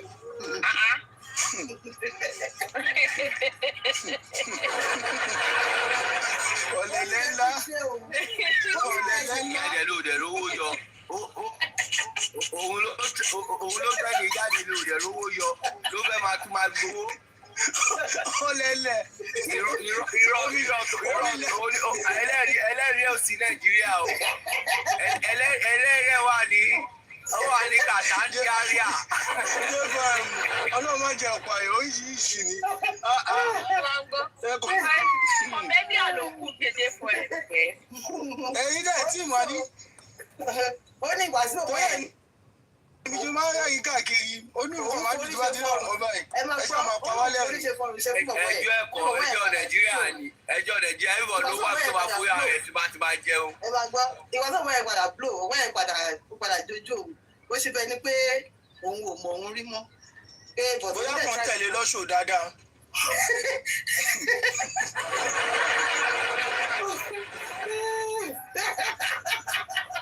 Chat is on fire. Wọ́n ní bóyá Kenny red ni kò ṣe Kenny black. Wọ́n ní Kenny black. I just dey look the guy. Wèrè ti lọ, ó ti lọ ṣòkòtò yáyé ẹ̀ ti fẹ́ lẹ́ o. Lọ́dà máa ti wọ́n kán fọ́ǹbù. Ìgbà tó fẹ́ gbaṣẹ́ gbọ́ yẹ kó ní àwọn olo ti promote. Nǹkan tí wọ́n kí wọ́n kán wò. Ẹ ṣe òtún ẹ̀yà kan ẹ ló wá rí. Ó dẹ̀ lóhun ìṣiṣẹ́ pẹ̀lú ìṣèpá. Ó dáná wọn náà. Ó fà wọ́n pé kẹjọ pé. àwọn news oníṣẹ́ pẹ̀lú newspaper ó ní àwọn radio friends àwọn radio presenters ó ní wọn lọ́rẹ̀. Journalist ni so that ó fẹ́ máa tètè máa lọ́ọ́ lò newspaper Nàìjíríà.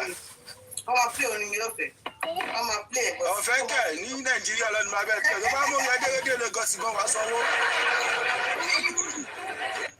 500k nǹkan bẹ́ẹ̀ kó 500,000 ni wọ́n máa fi play orin fún 3 months. èmi jẹ́ mugun náà. fàájì kan ṣe máa gba 300. wọ́n máa play orin everyday wọ́n máa play everyday for 2 months for 2 months ní fàájì wọ́n máa gba 300k. wọ́n á gbà. tó wá rẹ̀ kó sọ ní instrument wọ́n ní pé àwọn onáwọ̀ ọ̀rẹ́ tó máa play orin mu mo fẹ́ òkè no wahala bring your. ó mọ̀ pé tí ọba ń ṣe journalist ìyọ́n máa ní DJ lọ́rẹ̀ẹ́ sódà tó bá kọ̀ dìde pàtí bá mi play orin ọ̀rẹ́ mi. Ṣọ́dá mẹ́tì ní òun kọ́ ni bàbá lọ́jù.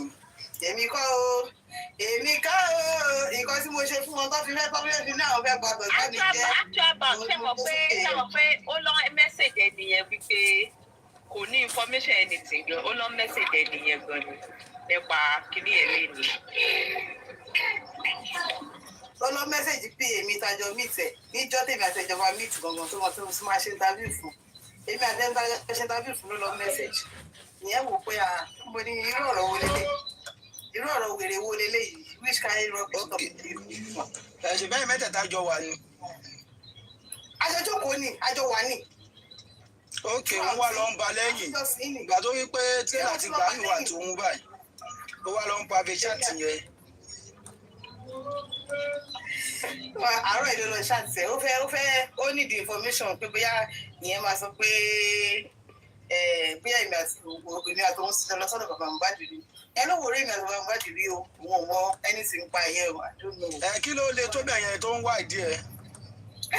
ó fẹ́ fún àwọn tó fún lówó ṣé kò ní fún wọn evidence irọ́ tó wá parí ó gbọ́dọ̀ fún wọn evidence irọ́ tó wá padà. Ọlọ́run ló máa ṣàánú gbogbo wa ní jẹ́fọ́ ẹ̀rù. Bẹ́ẹ̀ máa ṣe rí nìyẹn o. Ọlọ́run ní kéje tí Jésù máa lọ jọmọ Jẹ̀ṣà o ṣọ́ọ̀ṣì ló pọ̀ ń Jẹ̀ṣà tẹ̀sí máa. Bá jẹ́ Jẹ̀ṣà nǹkan tí Jésù bá jẹ́ Jẹ̀ṣà kan. Jésù ṣọmọ Ìjẹ̀ṣà ṣọ́ọ̀ṣì ló pọ̀ ń Jẹ̀ṣà. Ẹ tó bá tẹ̀ jẹ́ Ìjẹ̀ṣà kan kí ló fẹ́ ṣẹlẹ̀ báyìí. Èpè ló máa fi páyé wọn jẹ́. Àárọ̀ ìlú lọ ń béèrè àárọ̀ ìlú lọ ń béèrè pé ṣé bàbá Mohbad ti wá ní Sango rí yẹn náà ti rí mo rí ní stúdíò.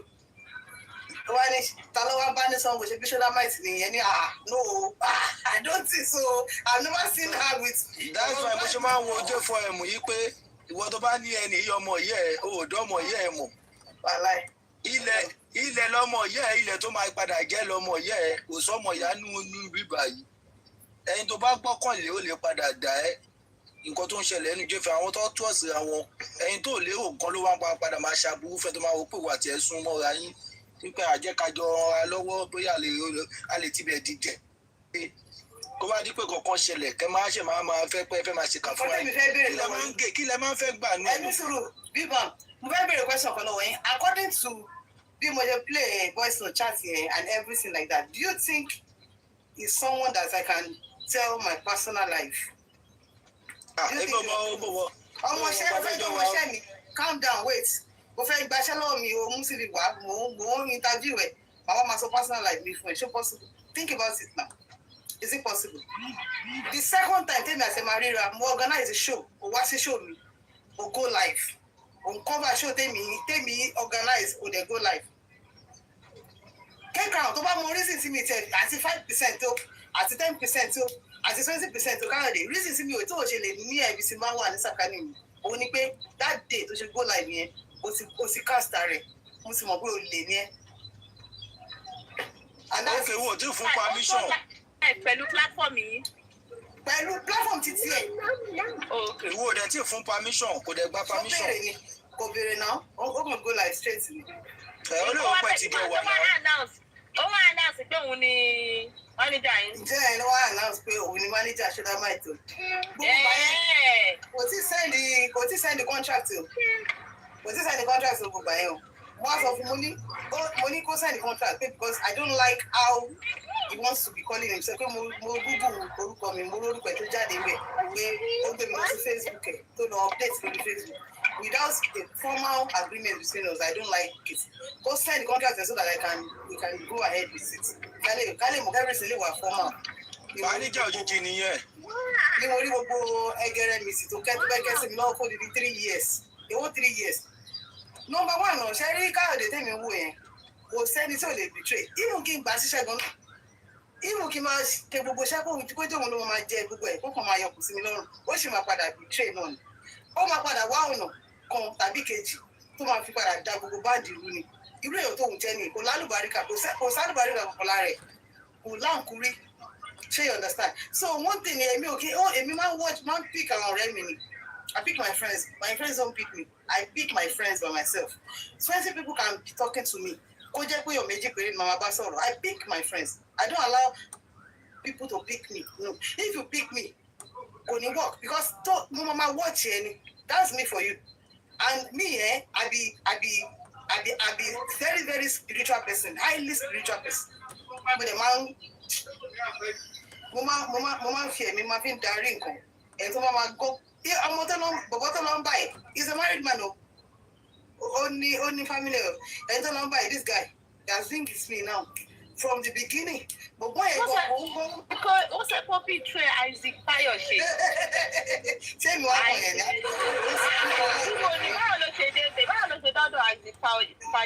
Yeah, that day. Only this one is about a guy and Michelle Fans. So that please start taking. I'm looking for a job.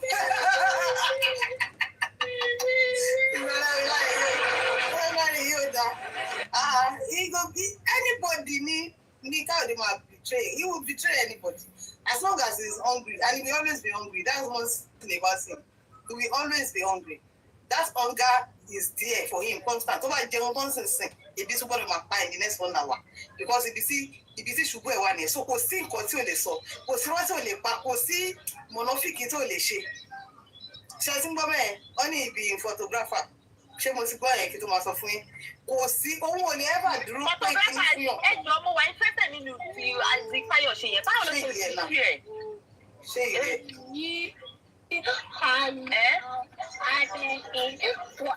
Èmi tún fọ́ o, mo fọ́ o. Ṣé ìyẹn náà? I go call my PA for here now. Say, how far they talk, make people dey hear you. Ẹ máa gbọ́ gbogbo nǹkan tó bá sọ tó lóṣù pé ìyá tí wọ́n ti sọ. But boy, as been mo feel ni pé o ní family ẹ̀ you need to move on because I no get money. I no get money. I no dey form say I get money. Ọlọ́run kan mo máa help me. So mi ò lè máa tie àwọn èèyàn down kí n máa tie wọn down. Wọ́n kọ́ ló pe bọ̀bọ̀ yìí náà, wọ́n kọ́ ló pe pé kó wá ṣe máa ní àbí wọ́n lo sẹ́ndì pòǹwá máníjà ni. Èmi kọ́ o. Àbí òun wá pòmùtà. Èmi kọ́ o. No be me o. Òun ló wọ́n fà ara ẹ̀. Òun ló wọ́n fà ara ẹ̀ o. Ní. Federal báwo ló ṣe ọ́fà rẹ̀ sí yín náà níbo lẹ ti pàdé tó fi wá jẹ́ ìyọ́fà? Ẹ máa gbọ́ 29th of September. Around that 2025. Good afternoon, Shudamites. This is K Crown from Pope Media. Money hi from TikTok. Ṣé mo kí nọ́mbà mi wà lórí TikTok mi from the beginning? Ta ló rántí pé my number has always been on my profile. This number, not this one, no, this one. So this is how people used to reach me. Different people reach me.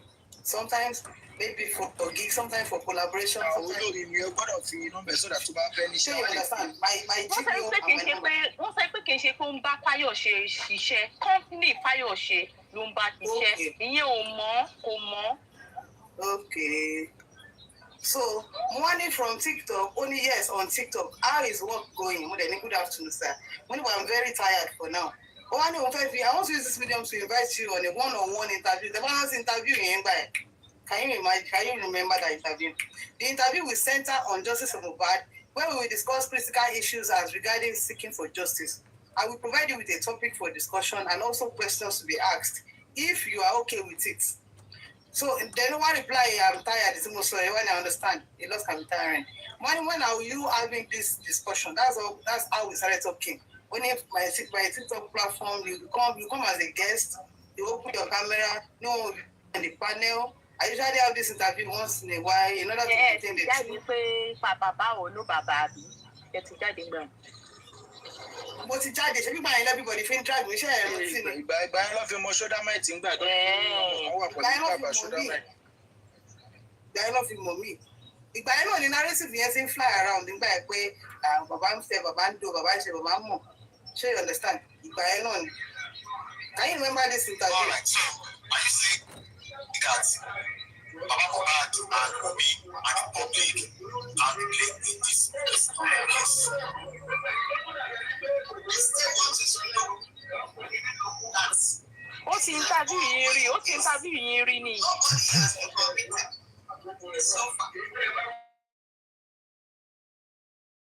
Interview ló fi mú Sodomite.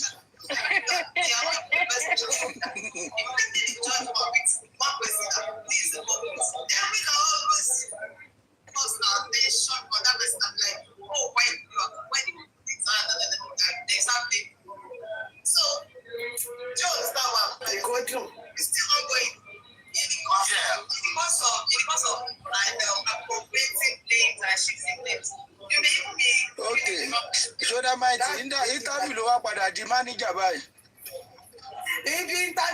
Lẹ́yìn interview yẹn, ká sọ̀rọ̀ lórí interview yẹn pé my aim is just to clear people that trust me, they will still cruise with you, but don't fall for it.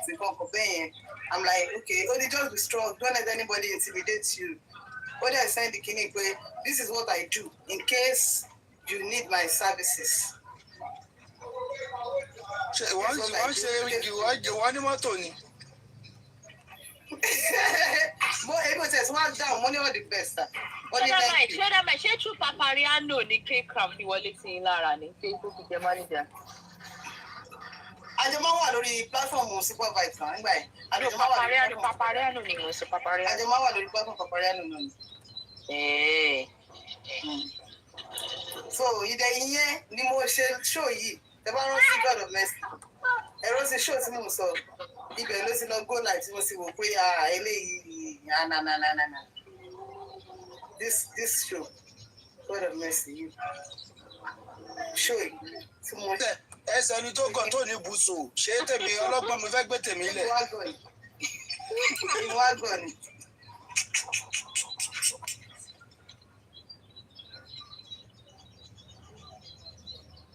Let's talk about your musical career. So you have a manager? Money, yes. I have a PA, kind of. How often do you get shows? Money me by show. So when I just started, remember, one day somehow I just padà sẹ́yìn ó ní ó bèèrè lọ́wọ́ pé ṣo ní manager. Yes. Kí ni ọ̀wọ́ ní ò ní manager? Mo ní PA tó ṣé wọ́n fẹ́ máa lo manager méjì tẹ́lẹ̀ ni? Èmi àti PA mi ẹ̀ náà lájọ interview ẹ̀ náà. Nígbà tó dẹ̀ ní òun fẹ́ ṣe manager, ìyẹn dẹ̀ ní òun máa dúró lórí PA. Ẹ̀yà tí PA yín lẹ interview K-Cram. PA náà ni manager Sodomite tẹ́lẹ̀, òun náà dẹ̀ ni ó ṣe yẹ. Bọ̀ wọ́n fẹ́ dùn àṣẹ standing man àṣẹ manager gangan olórí oko. Bam tó wọ́n máa gba 40% ó lè. Ó wá ní somehow I just believe in you. Money, thanks a lot for the words of encouragement. You're welcome. Although I am serious. Yes, ma'am.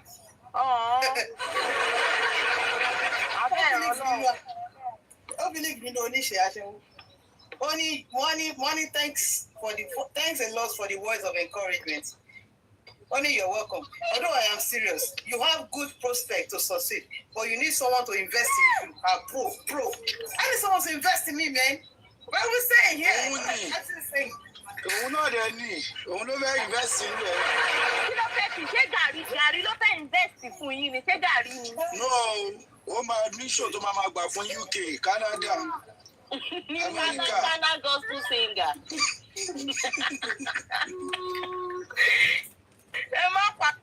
More than exactly. Money has not been easy on my own. You understand? 1 year, I understand. I've been there too. Can we work together? Only working together. And that's why I don't understand how that will work. Only I can provide a PR service for your brand, volunteer base for a start. Wow. And more of giving you a good structure for your brand is to help you get sponsors as well. Only thanks, Kay. Only boss. There will be a formal agreement between us. I will also help you oversee any contracts we sign in the future. I'd like to know more about this agreement. Basically, I will volunteer for now because you can't pay for now. But the contract will help us to work formally when you begin to rise as a brand. I don't know if you understand. When I understand, it's fine. Where do you stay? So go. You say that yes. You're even close to me. Money really. Only do you know Yano? Only yes.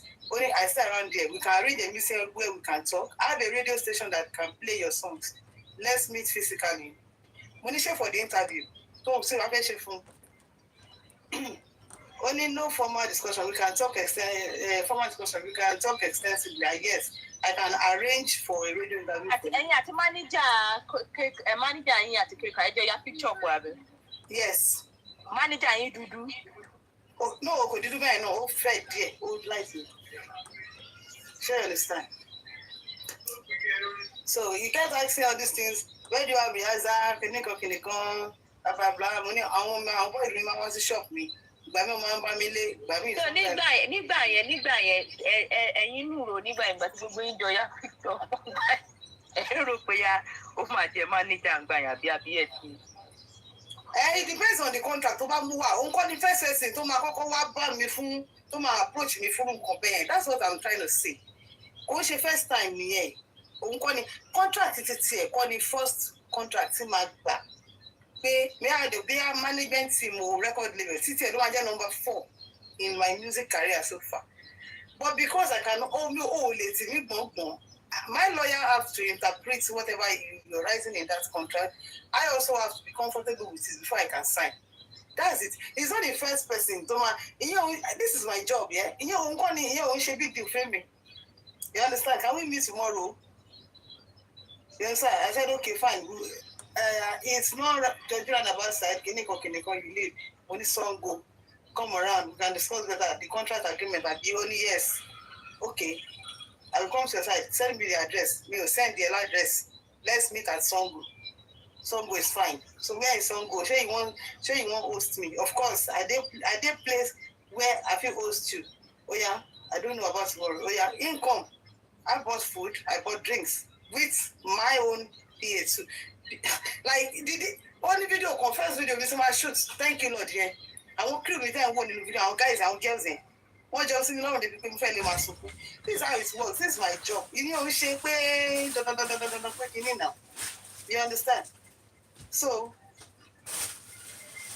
Kini got us on by okay, I was talking about the shows, move shit. You know, TikTok. Can you say what happens to Papariano so you can address it? I was trying to talk about Papariano. Funny audience.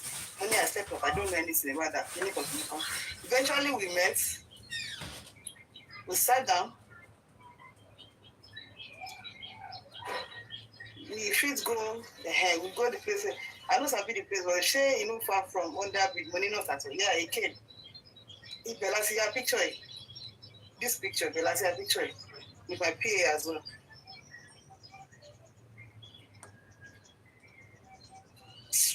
Hi, God. So now see, to buy the agreement for me. That agreement here, that people are favorable. I will sign. Since my PA, who was acting as my manager at that time, was also there. I asked the guy, I said, are you okay with this person? Are you okay with this person? With everything he said, talking about Kenny Black, talking about his, all the connections that he has, what he can do. We didn't talk about percentage, And me, I was just like, okay, all right. So my agreement for me, so I don't go agree to me. I for sign now, but I can't sign. I told him I can't sign more than 1 year. I estimate the phone on in 1 year. Okay, we are working together, we are growing together.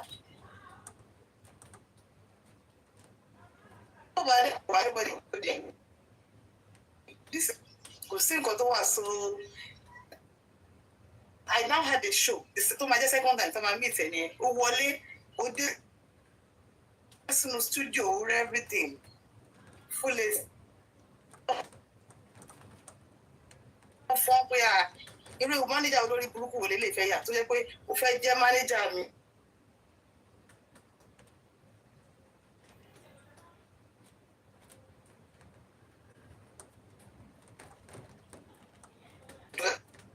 Like, bro, this is this.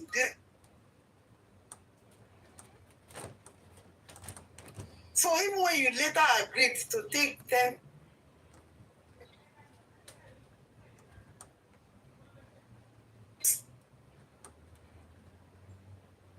of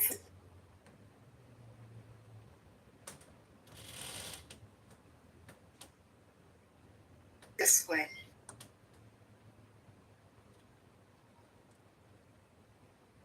See, JP already.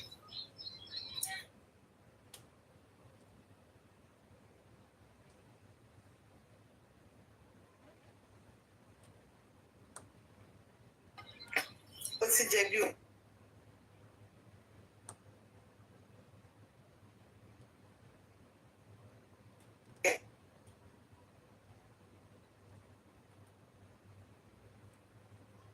Yeah, look, we empty life. Look, we.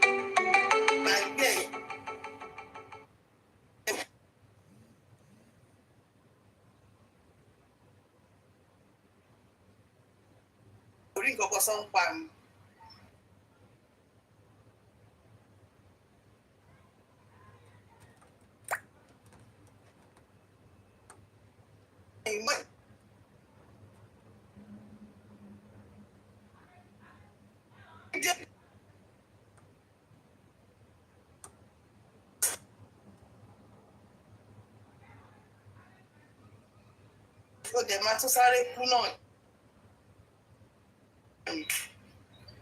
Ó máa sáré kú.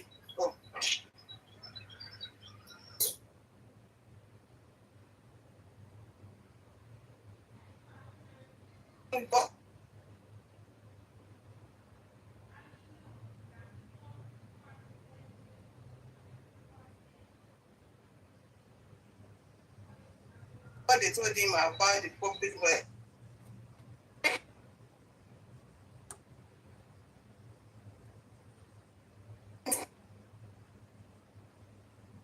Simple.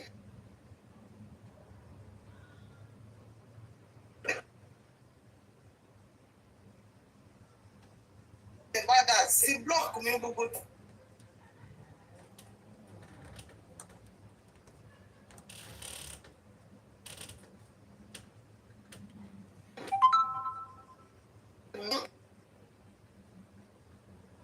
To use to drag me.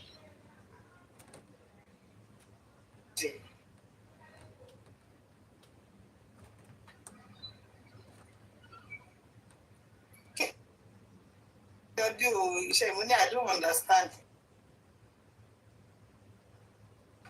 I don't understand. He must send it. Your contract, you know what I mean? Also, that's no one so PM. Ni o bẹ̀bẹ̀ iṣẹ́ ilé.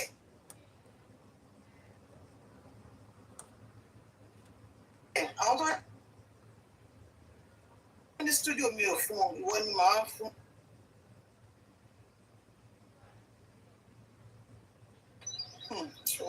Ọ̀fun. Èso ní gbogbo.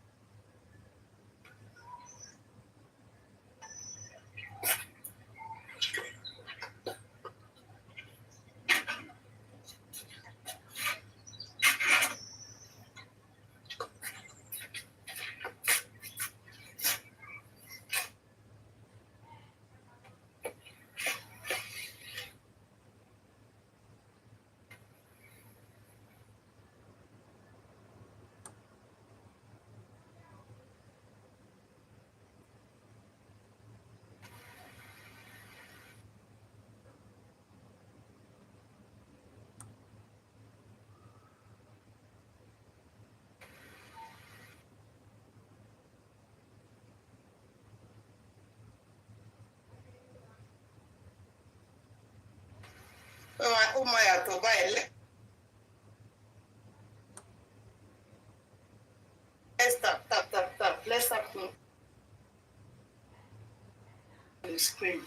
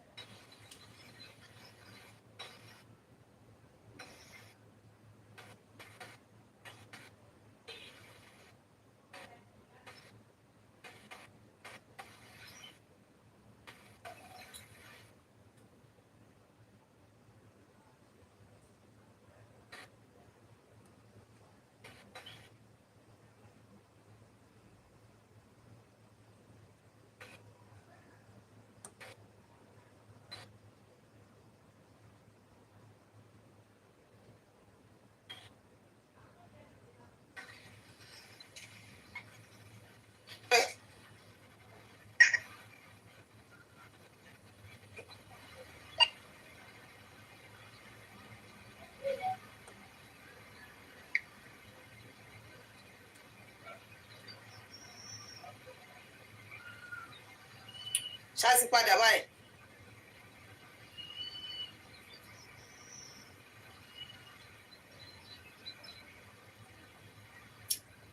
Are we back?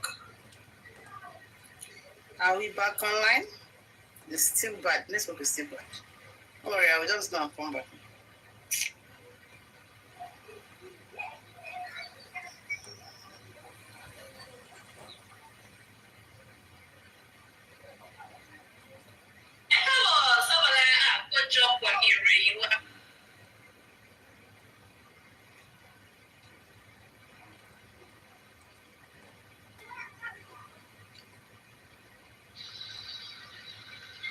See you now.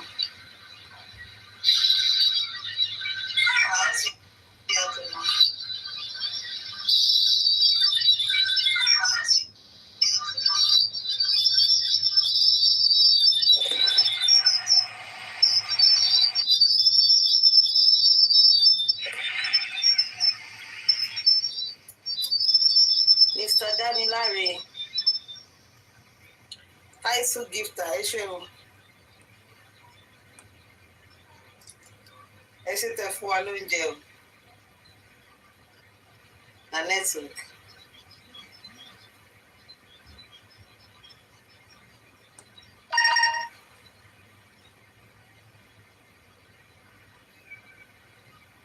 It's better now, Abi.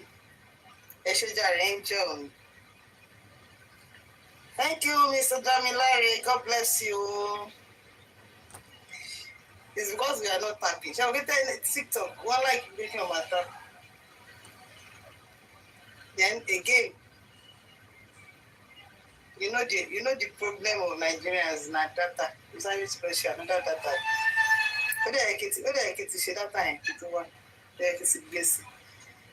Nké data yẹn kò ní gbé mi.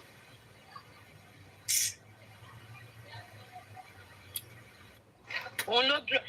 Ẹni sùúrù ló já síbì kan sìn yìí ìgbà tí mo dúró. Mo rí ọmọ àgàn yẹn tóun náà wàhálà tó lára ẹ̀tẹ́dá lọ sùn lọ.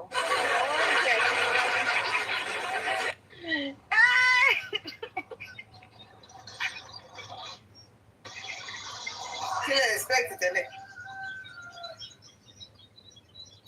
Ṣé wọ́n sọ pé ẹ̀fọ́n dìde sọ pé òun lóyún fún ọ̀gá Mohbad ó ṣẹ́yìn ọ̀rọ̀ tó sọ̀rọ̀ náà lẹ́nu. Ó ṣẹ́bí pé ẹ wo ẹ̀rín pẹ̀lú mi ò mọ bẹ́ẹ̀ ti lè mi ò mọ ẹ wo come here. Ẹ̀fọ́n dìde sọ ni pé òun ọ̀pọ̀ Mohbad ti pa sùn títí tó fi lóyún ó tún ṣẹ́yìn ṣé òun fẹ́ máa sọ̀rọ̀?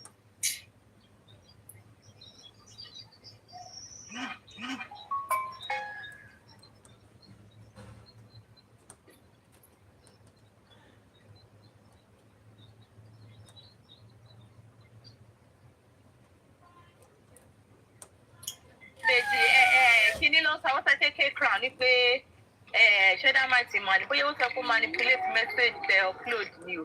Mo dẹ̀ rí nǹkan tí kékeré crown náà upload torí tẹ upload náà ló upload. Kò yé mi tí kò yé mi tẹ kọ náà lẹ́ni yẹn náà kọ fún paper ní tí kékeré crown náà kọ lọ́jà. Ṣé kékeré crown ní ọkọ̀ lọ́jà? Ó ní mo manipulate. Ẹyin tí àgàn yẹn sọ nìyẹn àgàn yẹn tó ń sọ nìyẹn ẹ ta ti jẹ wúńbẹ.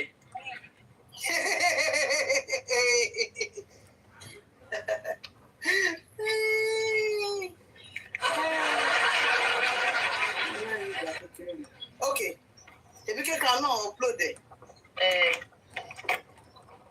Kí wàá ní ẹ bá mi wo nǹkan tó bá jẹ́ difference tó bá fi yàtọ̀. Kò sí difference ẹ̀yin gan ẹ wo gan ẹ máa understand nǹkan tí mò ń sọ kò sí nǹkan mi ò understand nǹkan tó ń ṣe gan. Ẹ yá go inside. Inside. Gbọ́ kí ni wọ́n manipulate ń bẹ̀.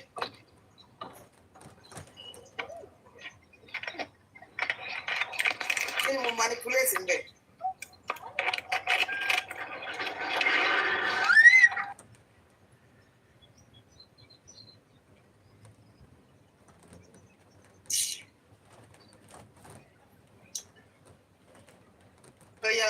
You are actively in a relationship with Baba Mohbad.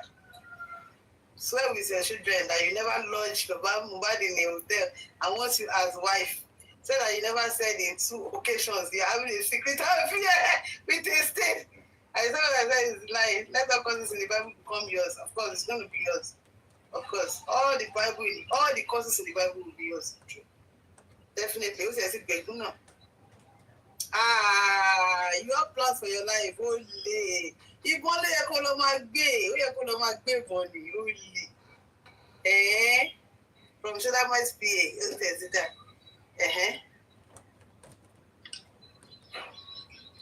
Make it no be say I dey lie. Me and person dey argue or something. Only as Baba Mohbad come to Sango or not, Yeni he has. Yeah, of course. I posted that. Yeni he has. Everybody knows about Mohbad to come to Sango. Daniel. Who is that? Sorry, excuse me. Mama! My mom!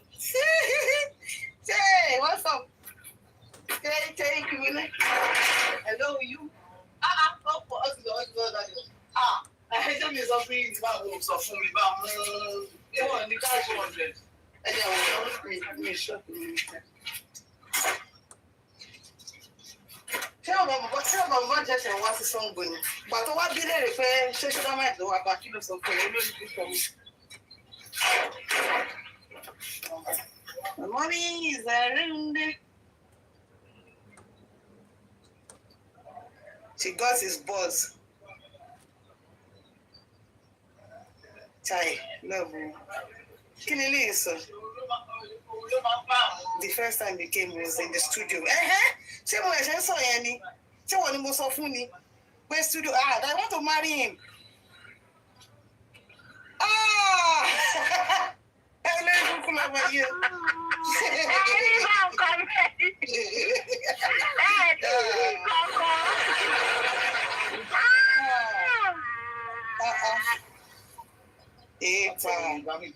Ẹ má bínú ní ìṣẹ̀lú kẹ́kọ̀ọ́ báyìí. Ẹ má bínú. Mú wa lórí láìpù gan. In my eternal life, swearing and running away from swearing. Olórí ibú kan mà ní. Ó lóun fẹ́ jẹ́ iṣẹ́ mánéjà tí mi ò bá fún iṣẹ́ mà ní.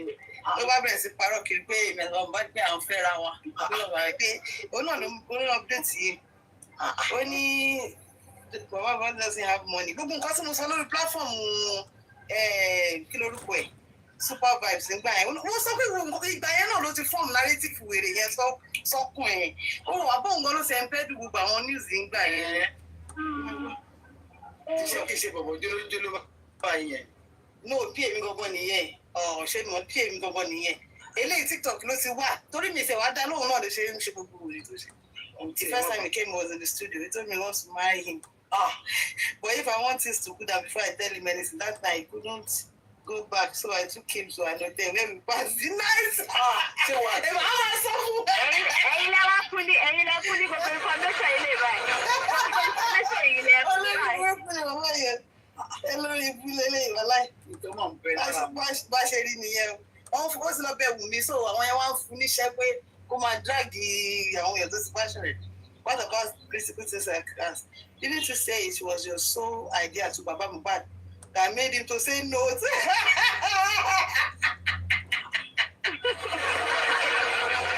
I say I go deep with critical thinkers.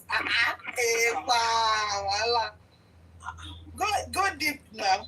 If you don't clear shoulder mites, you are all wasting. If you don't clear shoulder mites, you are all wasting your time. She got his boss, Mujahito. Whose boss? Baba Mohbad boss. Wow. What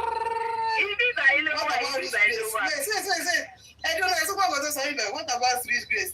Didn't you both of you have quarrel because of Baba Mohbad? Make I bust am too.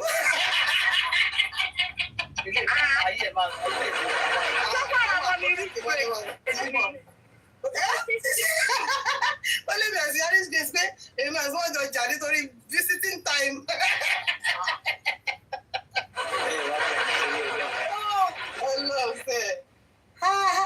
Make I post am too. Ọ̀gá ebi ti pa ikú sẹ̀ ọmọ ẹ̀ ebi ti pa gbọ̀n. Iṣẹ́ ìbílẹ̀ rí yẹn. That's the work of hunger. So wọ́n ti wá ṣe lọ sọ́dọ̀ àwọn ọkùnrin báyìí. Ó ti wá ṣe lọ sọ́dọ̀ wọn. So èmi wà lára àwọn tó máa kí ẹmọ kí wọ́n fi. Ibẹ̀ náà ló wà, ibẹ̀ ló wà. Bá a ṣe rí nìyẹn. Olórí burúkú ọmọ wèrè, ọmọ òṣì. Wọ́n lé mi àti àríṣìkè ìtọ́jọ́ ń jà sí visiting time.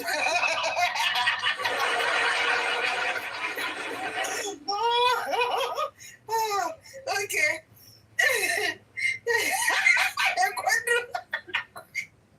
Ẹ̀kọ́dún débi ló máa pa bọ́lọ́bọ́lọ́ kú.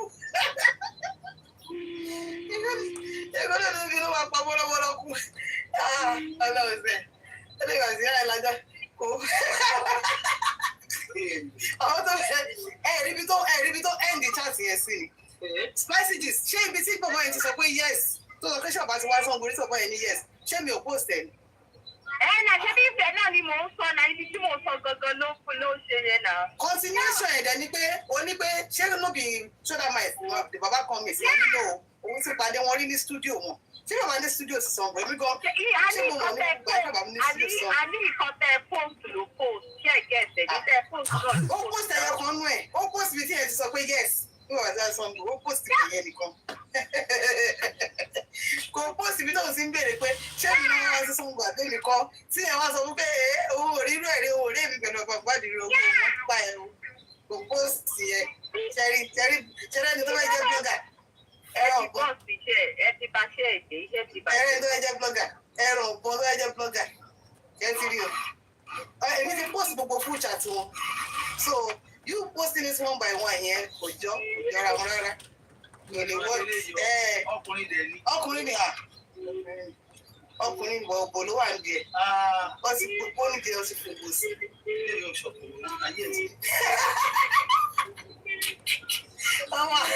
Ọmọ ní kò ṣọkùnrin wọn. Òbò ló wà níbi ẹsẹ̀ ọlọ́run ẹgbọ́n. Wọ́n ti gbogbo níbi ẹ̀. Tọ́ba ni wọ́n ṣe ń tó bòròbòrò lánàá. Ó ní kẹta náà kí o, bàbá mi bá di nákàm. Bàbá mi bá di nákàm. Èmi wá sọ pé èmi tẹ̀lé fẹ́ bàbá dìbà ẹ̀ bá mi sọ fún ọ gbogbo àwọn tó dẹ̀ ń ṣe ìyàwó bàbá lórí TikTok lọ́mọ ya wá pé àyè kò sáyé àwọn ilé ti kú o. Èmi bẹ́ẹ̀ bẹ̀ wọ́n pé ẹgbẹ́ mi náà wọ́n ní ẹ̀sìn wọ́n sì ní gbogbo kíní ti ń kó wọn náà wọ́n ní pé ó fẹ́ bàbá lórí ṣe wọ́n òkè. Ẹgbẹ́ bá sọ fún bàbá kí ṣé wọ́n ní ìdìyàwó. Kí lè sọ spicy? Mo rò bẹ́ẹ̀ bá mi wí. Nẹ́tíwọ̀kì ẹ̀ tó sì lọ. Lọ́sọ̀ ti gbọ́dọ̀. Mi ò máa rí kíní ìgbọ́ọ̀gbẹ́. Ẹ lò tó wà bẹ́ẹ̀, ṣé ẹ ti yọ ọ̀tọ̀dọ̀ mi ẹ? Mi ní ìlú tí ṣé ó lè fi kíní ọ̀gbẹ́. Type C. Ó bá rí mú mi. Ṣé Type C kọ́ ni fún yín? Mi ṣe Type C. Fún yín kọ́? Mo lè lọ́wọ́ mi. Ẹ Type C ni nà. A ní kò sí nǹkan tó ṣe tán láti fẹ́ mọ àdírẹ́sì mi bíbá ẹ̀ pé kò tẹ̀ fún mọ ilé mi. Àwa lọ fún ọ ládírẹ́sì. Ká lọ fún ọ ládírẹ́sì. Àbọ̀ náà fẹ́ fi kú rẹ̀. Ó sì ó sọ̀rọ̀ ọlọ́run sì fi gbó rẹ̀. Ọlọ́run sì fi gbó rẹ̀. Ayé ẹ̀ sì bàjẹ́. Ẹni tó fẹ́ máa ṣe blọ́ọ̀gì yẹn.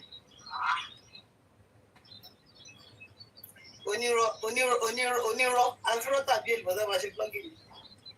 Ẹja wò. Guys, let's move on. Very convention. Let's work here. Later. I'll come back later. We'll try it from there. Aya gbèrú bí lè lu àwẹ̀ wẹ̀ ọmọ rẹ̀ kó. Ọlọ́wọ́. Honorable bọ́ àṣà ìsọ́gbé màmá nìyí. Honorable àìsè gbèrú bí lè la Honorable ẹ̀ tí ọjà everybody will reply for the idiot work.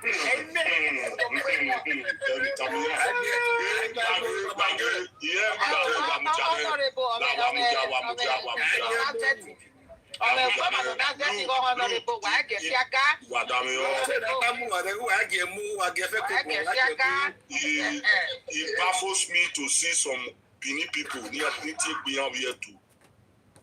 They are taking this matter to be child's play. This matter is not child's play. Because me, from my own view, Ijo, they fail to respect my Oba. They fail to respect the Benin Kingdom. Every time they always throw their nasty mouth to the palace. So how do you expect me to acknowledge those kind of people and not welcome them as one of us? I don't get it. I don't know why you people painting you Montana, even Antonita, he is absolutely wrong. He's not supposed to make that word. He's made that word because of his political pursuit. And he didn't say that for the favor of Benin. You get him now?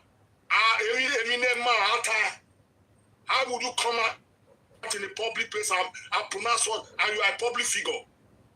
And then man, Tony Kabaka. Do you people know him? Why everybody knows Tony Kabaka. No, not by the robot here, no, yeah. Do you know him? When I'm with Tony Ariel, is he going to give you an audience? Ave bleaching in Rogbe. Any water, honorable, ave bleaching in Rogbe, any other, or Tia, nothing, no vigil. Can you imagine? No, so beautiful when I tell you, no, so you. I am you walk Let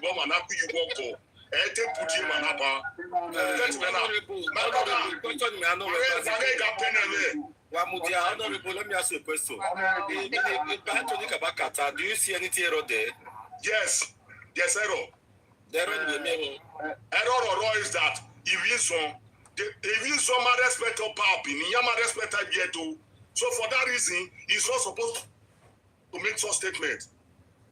If Ijaw does not recognize themselves with the Oba Benin, the Shekiri does, the Robo does, the Isha does, the Amuchi does, but Shekiri said never. Then yet you are in my land. You are telling me what to do. If Shekiri does not respect Oba Benin, they throw their mat every day to the palace. Honorable. Then you want me to respect such people? You want me to recognize them? Honorable. Damio Baba. We have a talk about the Damio Baba. Damio Honor Mega Tassi. My begenia, a Tony Kabaka, Omimano. What did he eh? A hair be, and a hair be away. Okay, can Ladia. Maybe Johnny may reach here.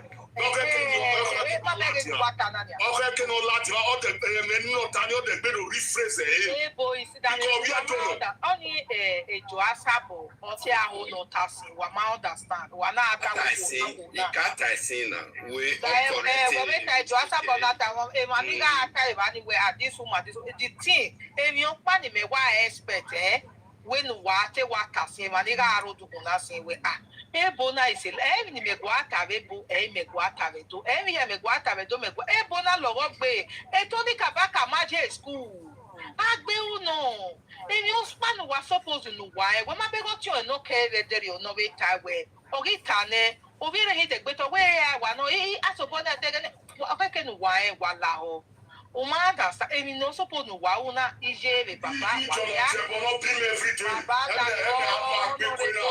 honorable Dario because I want to pass it for because I want to pass it oh baba ya ko mo yu wa o we ran na ma igugu iran na ma ina ya koko do ma be kun se ama be na be mi na fian hin wo wa la ho egbe mi no suppose no wa u why ti wa le dona here wa ma ere no be Tony Kabaka in why suppose no wa u ma bege mi ne eri ma be tabani age oge we ya bi pa Joseph ya mweri ogla koko social media je ve ni hin deti mere no be pa no need to ask no one no need to go to social media to talk about this to be honest if you wo be ga gima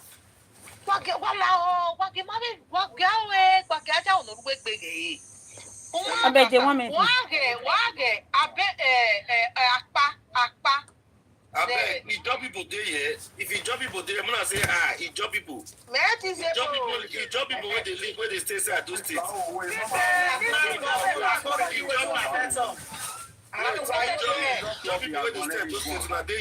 Say hi, comment section. Jesus love you, Agbaneni. Okay, Baba. He job people say hi for comment section. I bring you up. He job people live in those states. He just live in those states. He just live in those states. Don't please, you got your own. He just live in those states. Come up. Come up. Yeah, me ataba. Understand. My beg, when on every Gina, or where why you may, can no wa when I say. And not supposing the Margaiti, one wag off Yakpa. Man of Yakpa, and ebo is a logo also. Umaga standing it, and we know it take a Kenny Mateu. But I'm not going to walk Yakpani or what a while away, I'm not allowable for years. One may again, you're not one day for years. Or not allowable, no casual. Osalo bwana we say we UK okay the gbe do rena e gba ye so do ato e mi o pa no to say hi e mi o pa no waga ite we no wa anybody no give me no ba e what e we ofiapa e mi no wa ta na ri ata we ata we do ba we are when the Tony Kabaka zeto ya stona mi pa o wa na le what I say o wa gbo pa fian e made the mistake ma be re bo na do are we bo amare you come at okay na the man understand me. I do win at those zebo by two. Oh, yeah, man, man, that's any what any what back. You want more boy, you want. Mother say, what I say, oh, my. This is not supposed to work. Who, what if you donate me? If I may be Jimmy. Wagale don't go back on the doji. If you're not supposed to work it, English is a problem. If you're not supposed to work it,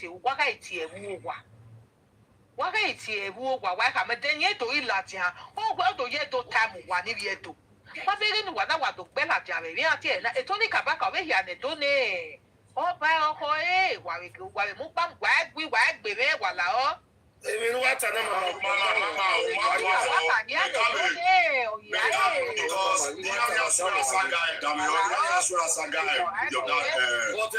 honorable the VA saga where ti be VA the VC. If you're so yes, sir.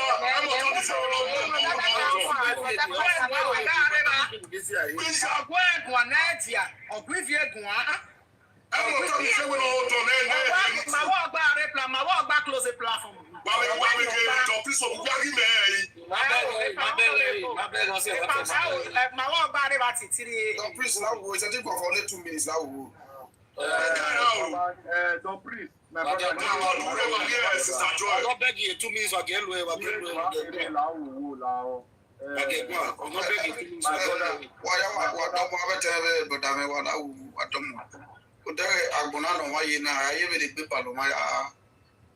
Understand the weather.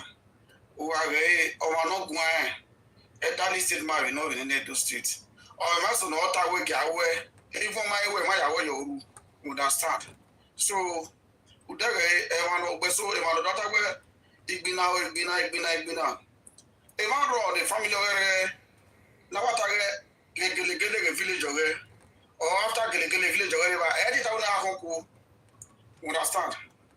Or a village, we have a job based for what it I want to have because Obama by a bar around a bar tuning. But when we really a when we really but what I want to have a family wherever we do. Can I see a son that's a Josie Jody? Understand? So all these things are just politics, more not the career and long thing who they Europe they say, get Agbina. If I say Agbina, my say if you see there, but Dr. Agbina, cool. Understand? Now I'm in our social media, I put me to war. Because family one, when I have 50, Joanna and Jonah Bole one, Bini person, and don't you lose it? Or so, everyone, Agbini. So I beg, move they go for peace. If person come and say, we want peace, so not be saying, don't know what they do. Because one soul they important for somebody life, somebody family. Because we have today now where even a city, or a country, I'm not going to country. He must lose one soul, and that's all. Na family, na person family. Hey, but we know why. Don't know if when I got been don't mind they cannot be now. You mean the one year with some. It's a general statement. Don't contest. We're not going to social media. I thought I would have been aware that make a peace. Also, you're not attacking him. That's not a way of peace. I don't think they are attacking him. Ever point out him not aware. Obona or Maseka, mother, you are not my sister, and the boots are guy, only Maesha, only Mammy, or if you're family, me better. Don't please allow we are a TV. Oh, yeah, I am going. Men no priest. Oh, yeah. I understand. Even the proxy not our boy, not our normal. You see, Oma got Guali PC. That's why Guali. I ain't anything here. I know. Oma Sunday, and I gonna ya wuko musi. Kuku, musi kaka. Ah, so you couldn't not destroy now. We not dollar. Also in years in a hair dollar. For that reason, you have to make the peace for the beginning. Not be bad to the fight war, tongue. I always observe people on social media. They always fight war on social media. These things we are fighting for now. Our great Oba of Benin never speak about it. The thing we are just dragging in social media now. Our great Oba of Benin, see it, he never speak about it. Tony Kabaka speak now. Our Oba of Benin never attacked Tony Kabaka. But we brothers and sisters, we are attacking our own fellow brother because of saying he just make a speech. I don't watch so many videos when people say they insult Tony Kabaka since because why is a man that just only speak his own mind. Everybody is speaking mind here since. Now somebody they bring interview for you, say, you do this interview. You are doing this interview now, you speak your own mind. Now at the end of the day, people take it for a hatred, they take it for enemies for the interview mean this. That's what people are taking Kabaka for. Kabaka is not my father's son. or whether Kabaka is my mother's son. Kabaka is my own Bini brother. I understand the man. I don't know again now. You need to speak. We need to speak the truth as a human, so that the truth will still set us free. All these facts we are fighting on social media, all these people now are above social media, who are begging them to hear it go. So they look you face to face, they don't think go. God bless you. There is nothing like peace. They must answer palace. Our great over of Benin must question them. Here my essay palace now. My monkey have a social media, my swan monkey have a social media. Oh, so now see Benny as a paper doy. Damn it, huh? I'm telling you, if you go get palace, get there. I don't never object you. I never. Who was smitten of a sudden you bucket? Who was smitten? Calm down, my sister. You need to calm down. What we are say palace? Here, what time is when my homie has a lot of social media. Our you are talking like a person that's so afraid.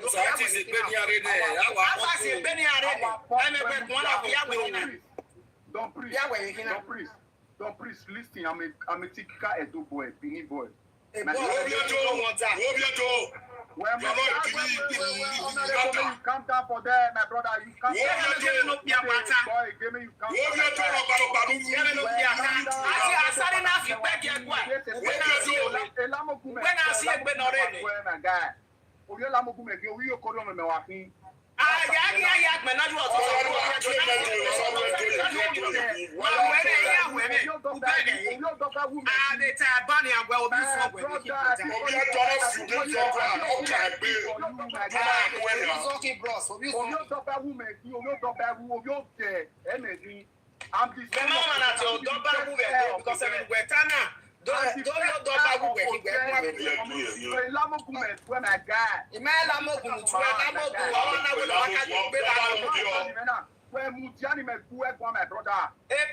Stop talking nonsense. My brother, calm down, my sister, calm down. You are talking nonsense. Okay, please, it's okay. Please, I'm with you. I have no idea. Where's the Yagwa? A gamma a Bayasa for Bayasa Yagula, don't it? No money I get a report with 30 days. We are going on any serious here. We are we have your money to take from Bayasa to do another invest. You cannot get back to them. We need 30 days. When I can't go quiet near your body, near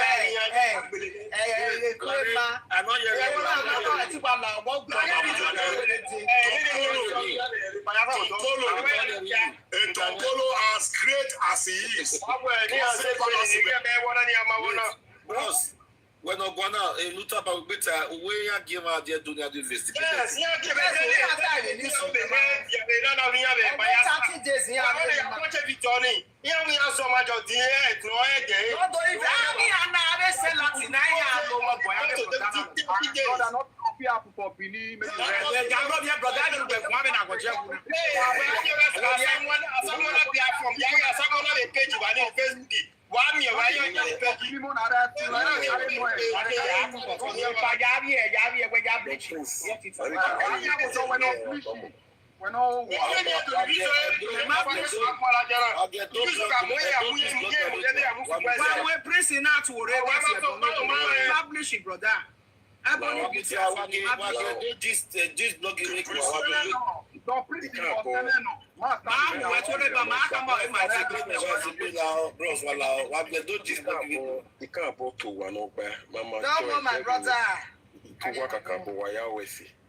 you see, in no can material.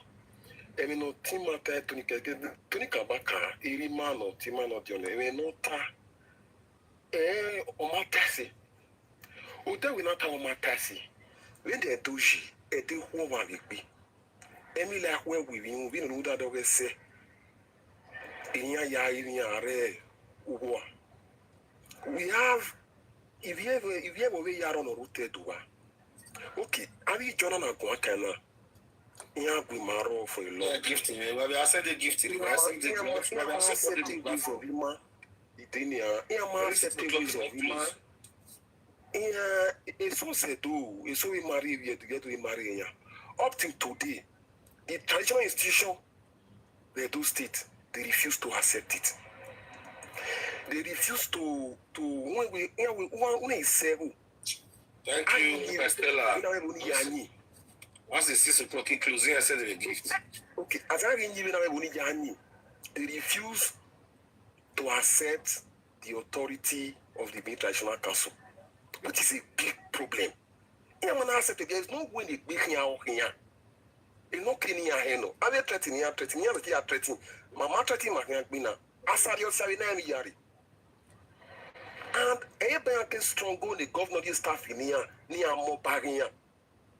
Which means he am certain ways of life for him. Which is he am gualima, then you do. Because una you tema for refuge, you money am your weapon. Ina say, ina we do we or you can say I your moto. Ina say they can become as in Ijoneto. But they have to accept our ways. They have to respect us. Okay, on the political inclusion, political pathway, I create a special arrangement in here. My brother, I must stop here and contest. If you're not affiliated with any political party, they can contest.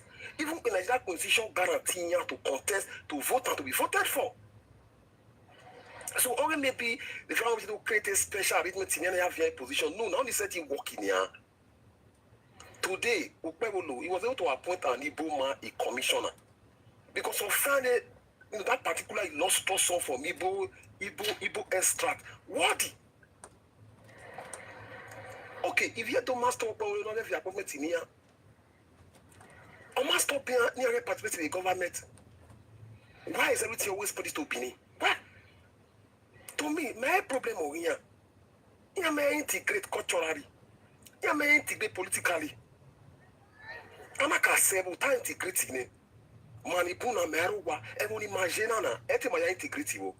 Imazebunya, imanibiya. Imamata gunya so marinya ekirimaje. No ke ma teme ma atasi. Otima, ma ego timano. Ama we no good by political affiliation on me.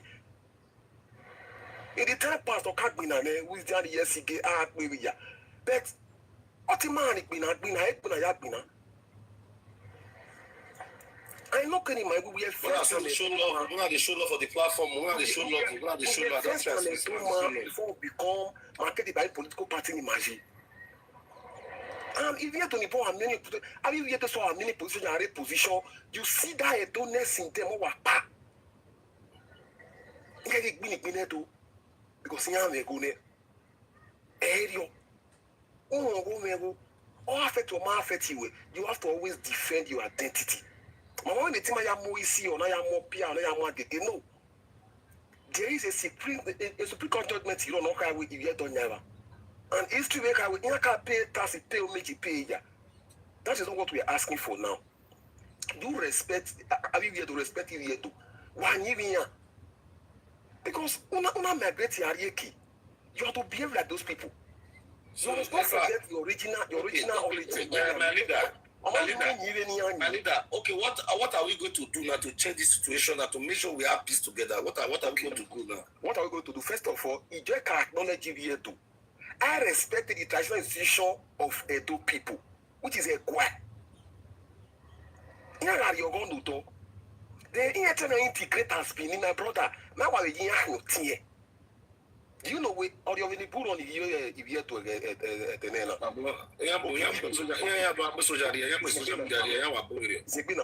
today now you know we are enjoy those that has been there for more than 100-200 years.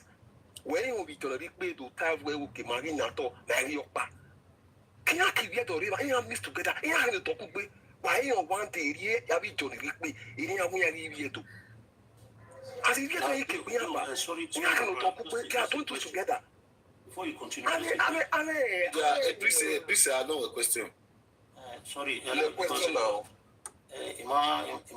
because I want to have the details of the story properly, so that's why I didn't speak. So we're dropping submission and chat. You can take it from. Let me just drop the submission because on the question and answer, this is my opinion. So you might disagree. Are they claiming? What state are they claiming? If they are not claiming a do right now, they cannot claim. No, sorry for that.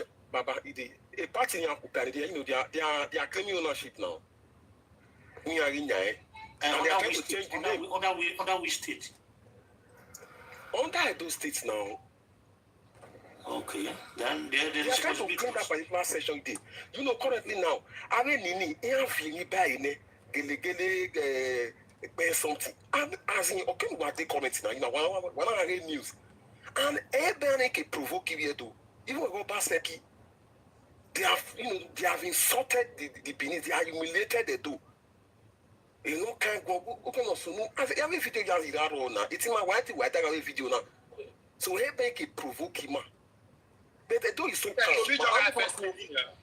but they have to stay, but the thing I can stay peaceful with us. As in, and they waste him, and accept our traditional institution. Very, very important. Accept on it.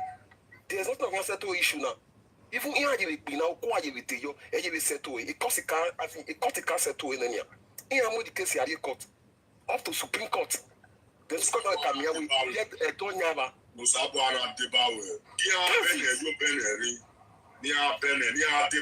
Joy is one of us. Joy is Benin. For mystery. He don't not send you as a Benin man. Then you they send it job. Today now, when we case in a barrier court in here, I feel the party and a case has been settled from High Court all the way to Supreme Court. That's the highest. So anyway, if you don't have that's all.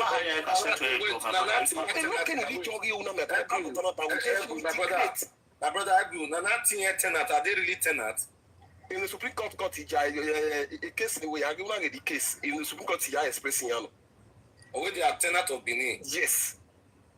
They are tenants. And the upper Benin is the bona fide owner of that land. It is read on the Supreme Court judgment 1993, 9th of August. 1983. So anybody can ask we are obtaining that court case. Or where comes from? He joined whether they are tenant. No, they are the landlord. No, in the court it's in here, you know. The Supreme Court of with the tenant in here.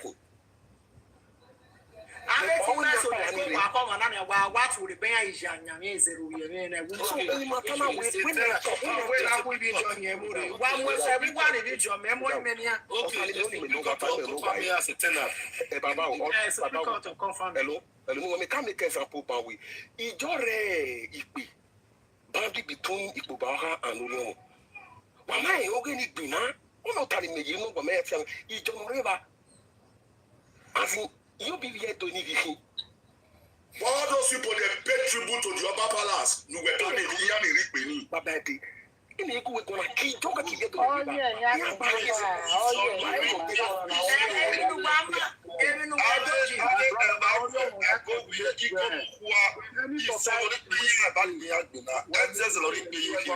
any society when you stay, now the way you take now only on that coordinated place. Only on that coordinated place. That's why it will be submission. No, I think one in my water. Why in him now? I mean, a strategic place in the Oye Jena. Near about what your battle, you get to Naya Huloye Desert. Nuwamanari Alazi who one was yet. Nuwaya Binaye Desert or Etin Wayale Desert, Wamaya Vio Don Wala, Infantry, Wayabina, your novice Wambo. I am militant in Ariagas when Dobana became military. I am working with Yamasum where you were. It ain't I've been out money. I went there with food only when they were on your corridor with you. O come 8 don't. Every look I cannot be where you turn out when you have been on a only been in Binare, so no pano. Where can I come in many where would you go and be now? Who can't be Jerama? He do have away. My brother Bokos won't. Oh, you had to keep fire. He follow wow. Ege ja o la mo gwa. De ni mai we na me gbe so. O gwa ki abije na ma o. Mi a ori pa bro. Mi a ori pa o. Ah. Then you know here. Then here when we didn't call for a fight. We never called for a fight. Ni me na ya bi me na moto ijo me ho go ko lele e ri ma ni ye do ma gege kun pari e were ja ho. Oh, so one mama here. Nobody in Nigeria. There is no territory in Nigeria that we point at after 1897. They fought with Yoruba. They fought with Isha. We don't fight anybody. We are peace-loving and welcoming people. And liberalism in it, let's live and let others live. That we have been doing right from long time.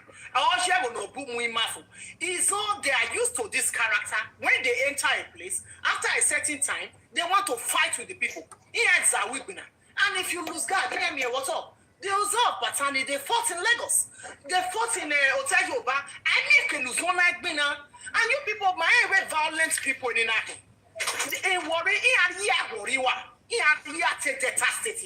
we know how long the fight took. And these same people know what they hostile anyana. No for hostility. Some people are not gentle people. When you talk of the Robo, the Shakiri, Afemas and other people, they are quite some people. Or you will if you give them a finger, they'll take your head. He are not like politics do. Why am you don't buy when I don't fear do you? What did they ask for? When I don't fear Tony, here was one winner.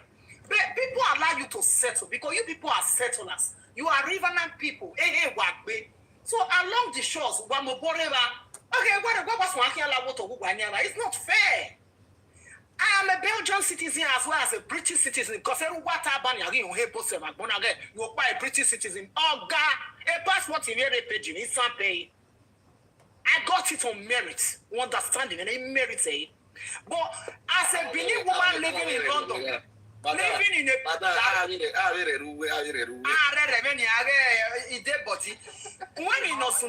a Benin person living in the UK, my brother wife. My brother,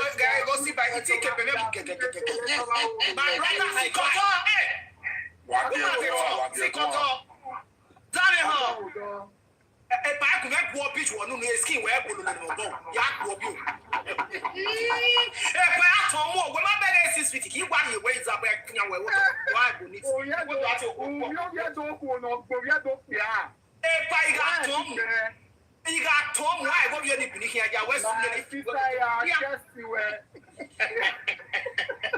Oh, I just oh, my brother, I've been out here, man. Damn it, ho. Then he made a better way, 24 years and still canceling. I'm not seeing any dog with Jackie there. I'm not seeing any dog with Jackie in London. Is you not Totana? And I bet with how many years he made over a weapon. A man with Jackie, a position imagine. Okay, my what we have a parliament, a European parliament, they're not getting now. In the end of the Belgium, in the UK, my only mother more young with Asia. What's your mamma? I'm not your way. My door is so bad. My door is so about what's your way. They don't agree. They don't agree. We are all Nigerians. They can live amongst us. They're trying to come and impose things. And here, we are more behind your pere or you can't insult a pere. We don't know what's the meaning of pere. Debunking. What Agmani may have debunking street, but they are married and I have been on social media. Who then do eternity. Imagine anymore. I got when they take 3 days. Man, I hold it. Social media. One in Bonaje. Naja so senior say. Neto man say Lua Mama because if you zone I make a man lega, Betty me, don't you buy women. So I want to live in peace. If there are neighbors from other states, I don't have a problem. But I'm an Edo indigene, and I don't want to see a pere in Edo state. And this oil near Badumuna, near Nadia de Verdi Marieto. Edo youths have to rise up. The Edo youths, you people have to rise up. Ologo is an Edo land. Gelegele is an Edo land. We have to go and defend our borders.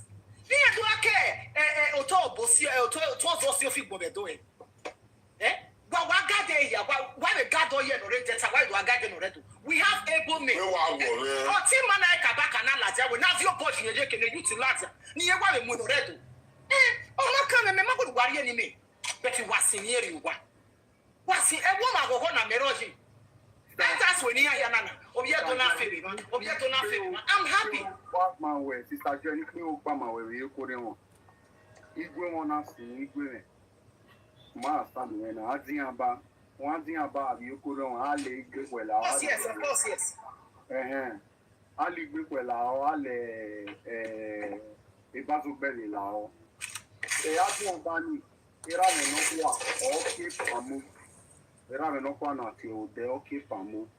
E Pamu e bore. Ikena na swa aba. Ma stand me na. Era me no kwa onye gwini di Pamu ni o gbe o gba ba ni ya no di Pamu e bani. Because e bogiri e bu na do we plo ave e workers here ave in Calabar different type of tribe. Ave di jona take you do. Ya do a swa ba ni igwe bani. For time to come, many years, they will not do bad. Every bad, because Igweni, Pamu, Pamu, Pamu na do Igweni a Fiorina, Avi Calabar, and we Pamu Yaki, Inyang Pamu, we Calabani and Mana, because it will see any. Or Igweni or Geran and one of both, even in Mariu, Manadu Nia Yegwe. That was about many years ago. For my grandfather, I was very close to my grandfather. I was very close to my dad. You know, the women's story. Yeah, you know, the winning. Yeah, I have a percentage, 80% now. 80% you know, a robbery rate on a dual be Iran and Okwa, Ubera and Okwa. 20% now, Lubia, Master, and 15 days. Edimaya waiting now. Master, I go on again. Una again even is to take advantage. You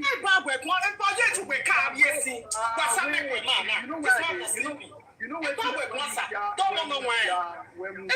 if you not see any man, Mama, if you not see you may very well a platform of power ban.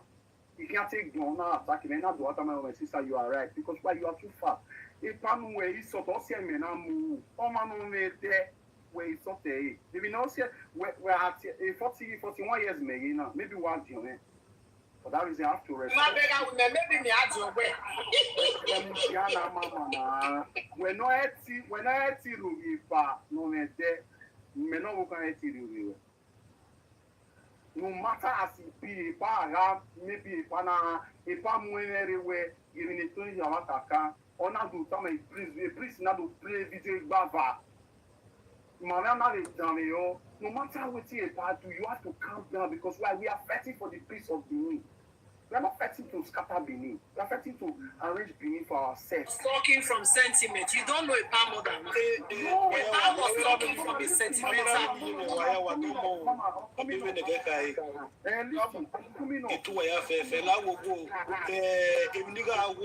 The topic in it was very, very interesting. So, also, brother, one by one. Because you people are the topic is like you people are living.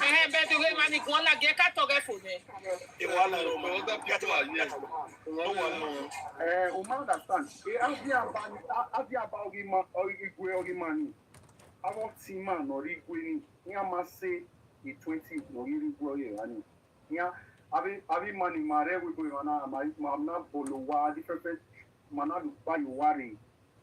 All our family member no rigwe ranina. On ma say 20. Ali vie Calabar, keki video, keki vie review, keki in ba rigwe. That's why I tell you that any community that you come from, the community leaders have to coordinate the tribe that come to that village to come and start life there. I see I manani journey gunaye gele na. The community no let guy rani or suppose no try ni oba eti oba matana agbira manda ona agbira mana oba kiana do gun yo oba eti gun if one try to listen in young one try to all Saturday, you try to through the matter now. Ultimate this centimeter. Because this thing we are fighting on social media, all have already understand it. Those people that surround that, you can't try that in Orion. You can't try that in Orion. We Orion, we are very stubborn. You can't do that. From upper to Orion, you can't do that. Say you are from Urobo, you are from Ijo, you want to come and try nonsense in our community.